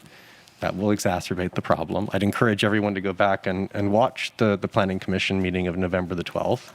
It's pretty illuminating on the topic. And we owe it to ourselves to be out ahead of this, not chasing it. We only get 6 months. I think we should do it well. These things just go naturally together. And we could certainly have a study session defining the scope. That way everyone can feel comfortable with it. But I think maybe getting the ball rolling and being able to tell HCD, like I said, that we're working on a plan, so don't panic. And to be able to tell the public also, don't panic, because the last thing that I want to see us to have happen here is that, our certification gets revoked. That would be a really bad outcome. I think we can add it to the work program. It doesn't mean adding it means that we are starting to look at that, right? It doesn't mean we have to rezone the sites, but then by the time we get the info memo, maybe there is a need that we would move up the timeline. So what do you think, Seconder? I'm greatly concerned about the developers' projects which they have been submitting, and what their motivation was hearing this. Yeah, the timeline is very conveniently timed well to screw us. Not sure I'd say it that way, but it is. The sentiment is there. Submitted right before Thanksgiving to take full advantage of Thanksgiving holiday and Christmas holiday. And yeah, but there's nothing we can do about that. So should we add to the work program as for now, getting information? Just a then quick, we can move on. We can move up the timeline once we know the urgency, right? a quick comment, Mayor, if you could say, give the staff a leeway to study the session, to have a study session without restricting it to potential ballot measure. We would say, for number 10, we would say a study session reviewing options to protect frontage retail. Yeah, it will be a study session first. I think it's study session. Number 10 is study session regarding potential. So it's a study. That's the Once we study, maybe we will decide which direction, ballot measure or not. Yeah, so it is a study session to find out. And So quick point of order. I know we have a motion in place, but do we need to extend time? All right, it's 10:30. So let's extend to 11 We have a motion. o'clock. 10:45. You think we can get down 10:45? Yes, Mayor. I actually have a question about the bike rack I would like to ask staff. Okay. 10:45? Not 11? Let's Call the just do question. 11. Can we just do 11 o'clock? So moved, Moore. Okay, that's the motion to extend to 11 o'clock. Second. Oh, okay. Okay, let's vote. I'm sorry, Mayor, were you the mover or was Vice Mayor the mover? Vice Mayor. Okay. Councilmember Fruin? Aye. Councilmember Mohan? A reluctant aye. Councilmember Wong? I've suffered 4 hours of secondary smoke here, but let's go for it. Vice Mayor Moore? Aye. Mayor Chow? Aye. The motion carries unanimously. Okay, so add to the work program to get info memo first, and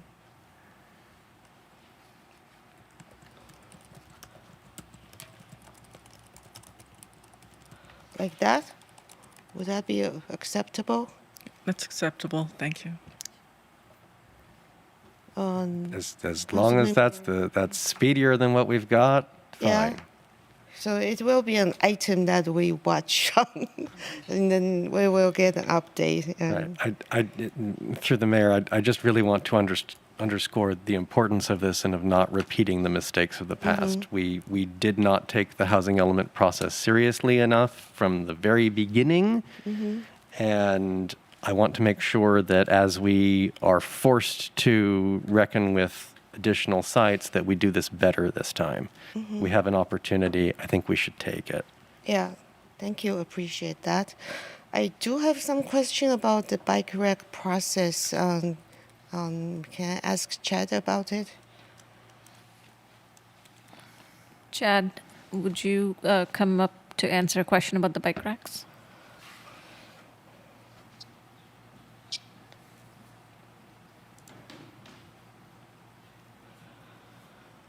Yeah, I think taking Council Member Wang's question about the approval process, just wondering, should the artistic bike rack was initiated by Rotary Club 2 years ago, is that right? So the original, is this on? So the original bike rack project was a city work program. It was initiated about 2 years ago. That bike rack project was one of the Bike Ped Commission's recommendations. If you recall, I think it was that year, every commission had kind of a project that they were recommending. So the Bike Ped Commission recommended the bike rack project, and City Council had approved it. Throughout that year, we began talking with the Bike Ped Commission about it, and at some point, the Bike Ped Commission was made aware of an artistic concept for bike racks that the Rotary was considering. So staff engaged the Rotary about this potential That's for... 2 years ago still? It's about 2 years ago, yes. Okay. So staff engaged the Rotary about that. Part of the bike rack project that the Bike Ped Commission was also focusing on was trying to get racks close to the front door of stores and not out in the public right-of-way. So staff felt that that was an appropriate use of the Rotary's ability was to reach out to the businesses, because they work with a lot of businesses, to get that permission to put it next to the front rack, the front doors of those stores, the racks next to the front door. As that project progressed, they also wanted to expand that concept to look at other properties such as parks. And so we proceeded to look at those options as well. So Okay, it's so kind of a I roundabout still- way to answer your question, Yeah, but I think I'm still fuzzy on. So initially, council approved that we would like to have bike rack, but that's regular bike rack. Somewhere along the line, Rotary proposed the artistic bike rack, but they get to choose which vendor to use, because I find there are many, I think, much nicer artistic bike rack that actually look like bike rack. People won't confuse it by thinking it's a play structure. Or I think one of them is just like a loop. It doesn't even look like a bike rack.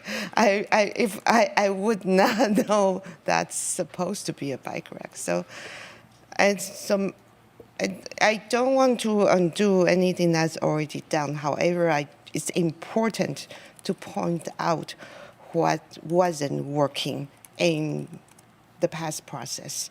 That this somehow, it's a good idea, it's well-intentioned. However, because it's proposed by a group and with a specific design, that design, it's artistic but didn't go through Arts Commission, and then the city didn't have an opportunity to decide which artistic bike rack we think will be suitable.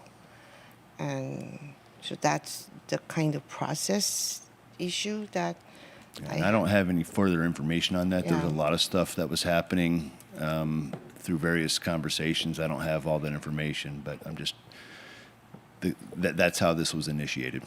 So, Okay. Mayor? Vice Through the Mayor. mayor? Councilmember Wong, or who is? Oh, thank you. I don't know who's. And then Vice Mayor, yeah. Okay. Okay, through the mayor, I think the question really is a governance question. The question I would also want to know is how many folks recused themselves that were Rotarians that made the vote along the way, because this could happen in other projects as well. And it's just more governance. So, but let's save that for another point in time. I would like to move on the motions that we have in place. And if you're going to make a modification on this one, on the bike racks, I would actually vote to keep that actually on the TBD list, not take it off, so you can come back and explore this issue later. The future process is on the TBD list that we will explore. Yeah. The staff recommendation is to remove it at the moment. We don't have a replacement for the future process. No, the staff recommendation is removed after it's heard, so it will be heard. Okay, this isn't the hearing. Understood. Got it. Yeah. Vice Mayor. Thank you. So I would like to have an informational memo outlining the dates of all the Bike Ped Commission meetings which considered the bike rack project.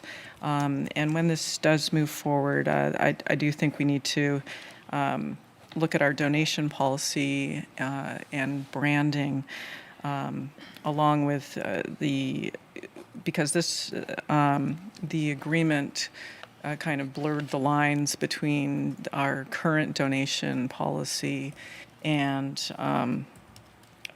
the ability to brand things and then have council approval for an object, because we paid the Rotary for each of these racks. I believe it was $1,000 per rack, and then it has the branding on top of it. So plus the MOU was conducted between staff and the Rotary, so it never rose to the occasion that the council would weigh in on it. And I do think there's a good point that when it's called artistic bike racks, that since we do have the Arts and Culture Commission, that they would have an opportunity to weigh in on that. We do have a kind of complicated style issue with Memorial Park, with the gingerbread gazebo, the stone lanterns which are there, and the color scheme which our future consultant will be choosing for fixtures within the park. And we're going to be having the solar structure, which is very close proximity. So I think design and styling wise, it's going to be a challenge to have all of that look cohesively. Color scheme wise, it's going to be a challenge. And it was complicated by the addition of this bright object, which it doesn't sit well with the gazebo. It doesn't sit well with the stone lantern, and it is a question for how that new solar panel structure is going to coordinate there. So those are the kinds of things that make it more challenging for your department for how that's going to be designed. Which is going to happen sometime next year, that'll be installed. Okay, thank you. Vice Mayor, just to clarify, you're asking for an info memo. May I offer, so item 16 and 22 are both on the TBD right now, that we are recommending we bring it forward to council. Would you like us to bring information through those items, or would you prefer a separate informational memo? Separate. 16, and 22. I think just a separate info memo. They should be Ahead of that? separate. Yeah, this should be separate. Completely separate. This is Okay. They should be separate. something that's already approved, though, so we just want to learn about the current approval process. Yeah, thank you for that Yeah. clarification. And actually, I do have another question. So first, I'd like to clarify. I say the fish bike rack is lovely by it on its own. It's my opinion. It's out of place right next to the gazebo, which is supposed to be a Japanese garden style design. And if we install a wooden structure that's a bike rack, it's suitable. Fish rack is out of place. Just my personal opinion. But being lovely doesn't mean it's lovely everywhere. I do have a question about the installation. Did the volunteers actually install these bike racks, not the city staff? Is that allowed under our labor law? Because I remember when I served on the Cupertino Union School District, when parents want to volunteer, install something on the driveway, on the parking lot, they are not allowed to. Only a union labor with insurance is allowed to do any such construction work on public property. The We work don't was have such a rule. the work was done by volunteers, but there was insurance provided. Oh, by the Rotary Club? Correct. Okay. But then we don't have any union agreement to not allow volunteers to do such work. We do not. Okay, thank you. That's good to know. Okay, we are ready to vote. I just wanted to make a. Okay, yeah. I just wanted. Councilmember Fruin. So Mohan, Councilmember Fruin. Me first, or you first? Who's first? Okay, Let me Councilmember go. Fruin probably raised their hands first. So. I know I was after because you were calling her when I. Oh, okay. No, I just wanted to make a quick comment, Mayor, that all these discussions or the future intent to come up with a policy doesn't take away from the extraordinary work that this group of volunteers did to place these bike racks in the various parks. And regardless of whether some people think it's not aesthetic or it's not beautiful, and I've said this before, beauty is in the eyes of the beholder.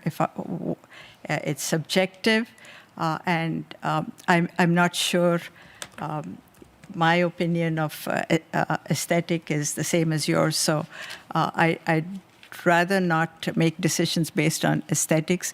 We had a group of volunteers who knew what they were getting into. When I took office, one of the first things they showed me was the designs of these bike racks, and I thought they were so creative and artistic and just the kind of thing that the city needed. So I do not agree that it doesn't fit into the park, because I think it's funny and it's fun, and it reflects many elements that make that promote the quality of life in Cupertino. Yeah, thank you, Councilmember Fruin. Yeah, I just want to align my comments with Councilmember Mohan, and I sincerely hope that whatever comes out of this, and if there is any kind of policy change to process in the future, that it doesn't chill volunteerism. I think it's really important to the civic life of the city and to the basic fact that we aren't that large of a city. We don't have a huge workforce. We are very much reliant on our partnerships with civil society. This is one of our key partnerships. And so whatever we do in terms of potential policy change, I hope that we will be keeping that in mind. Mm-hmm. Yeah, thank you so much. I do want to express my appreciation for Rotary Club. You really is a club with a lot of enthusiastic and very talented volunteers. So thank you for everything that you do in different area, inside the city and outside of the city. Not liking the bike racks or where it's located really is just, I think whenever it comes to public property, we are installing something on a public land that the public will use. We do want to be conscious of whether we have that process that's fair to everyone. For this one, only Bike Ped considers it. They have a different view when art commission likely would consider this kind of project. So yeah, so that's why we think Maybe more eyes on it will make it even a better project. So next time we will have project that we can improve the process. So we have projects that really is loved by everyone. So for the info memo, that we don't need to include that in the motion, right? But I do hope that we include the location and photos of the wrecks. That would be great, yeah. Okay, so let's just vote on the motion. Do I need to share it again? Please. Yeah.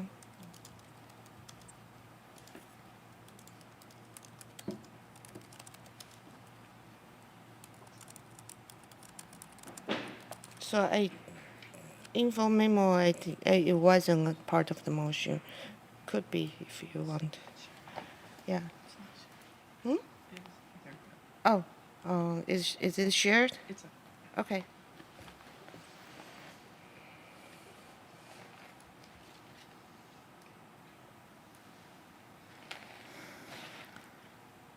Is that good? Okay, and let's vote.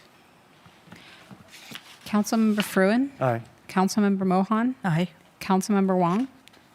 Aye. Vice Mayor Moore? Aye. Mayor Chow? Aye. The motion as amended carries unanimously.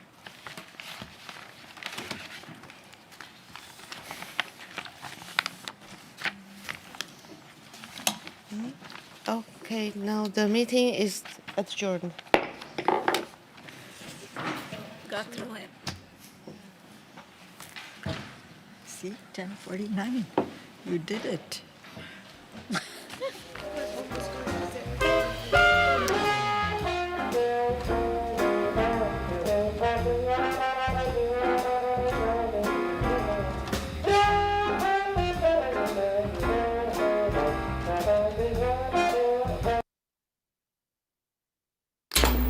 Sometimes we can do things that exclude others. You're still talking to your friend. It's complicated. I think he went back in. We gotta go get him.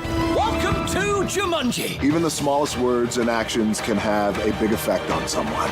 You have the skills. Because of you, someone's entire day, their year, or their life can change. Remember, the future is in your hands. Visit becauseofyou.org to learn more. Totally, let's do it.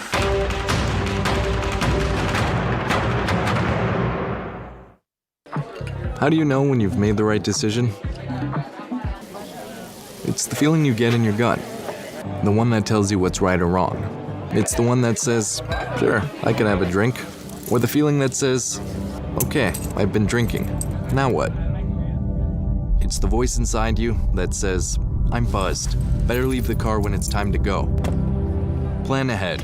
Catch a sober ride. Buzz driving is drunk driving. Getting to and from school can be hectic and even dangerous. That's why the city of Cupertino has built something brand new. Say hello to the Lawson Bikeway, Cupertino's first ever two-way separated on-street bike path. The path gives cyclists a separate dedicated lane of travel, keeping them safely away from both cars and pedestrians. Here's how it works.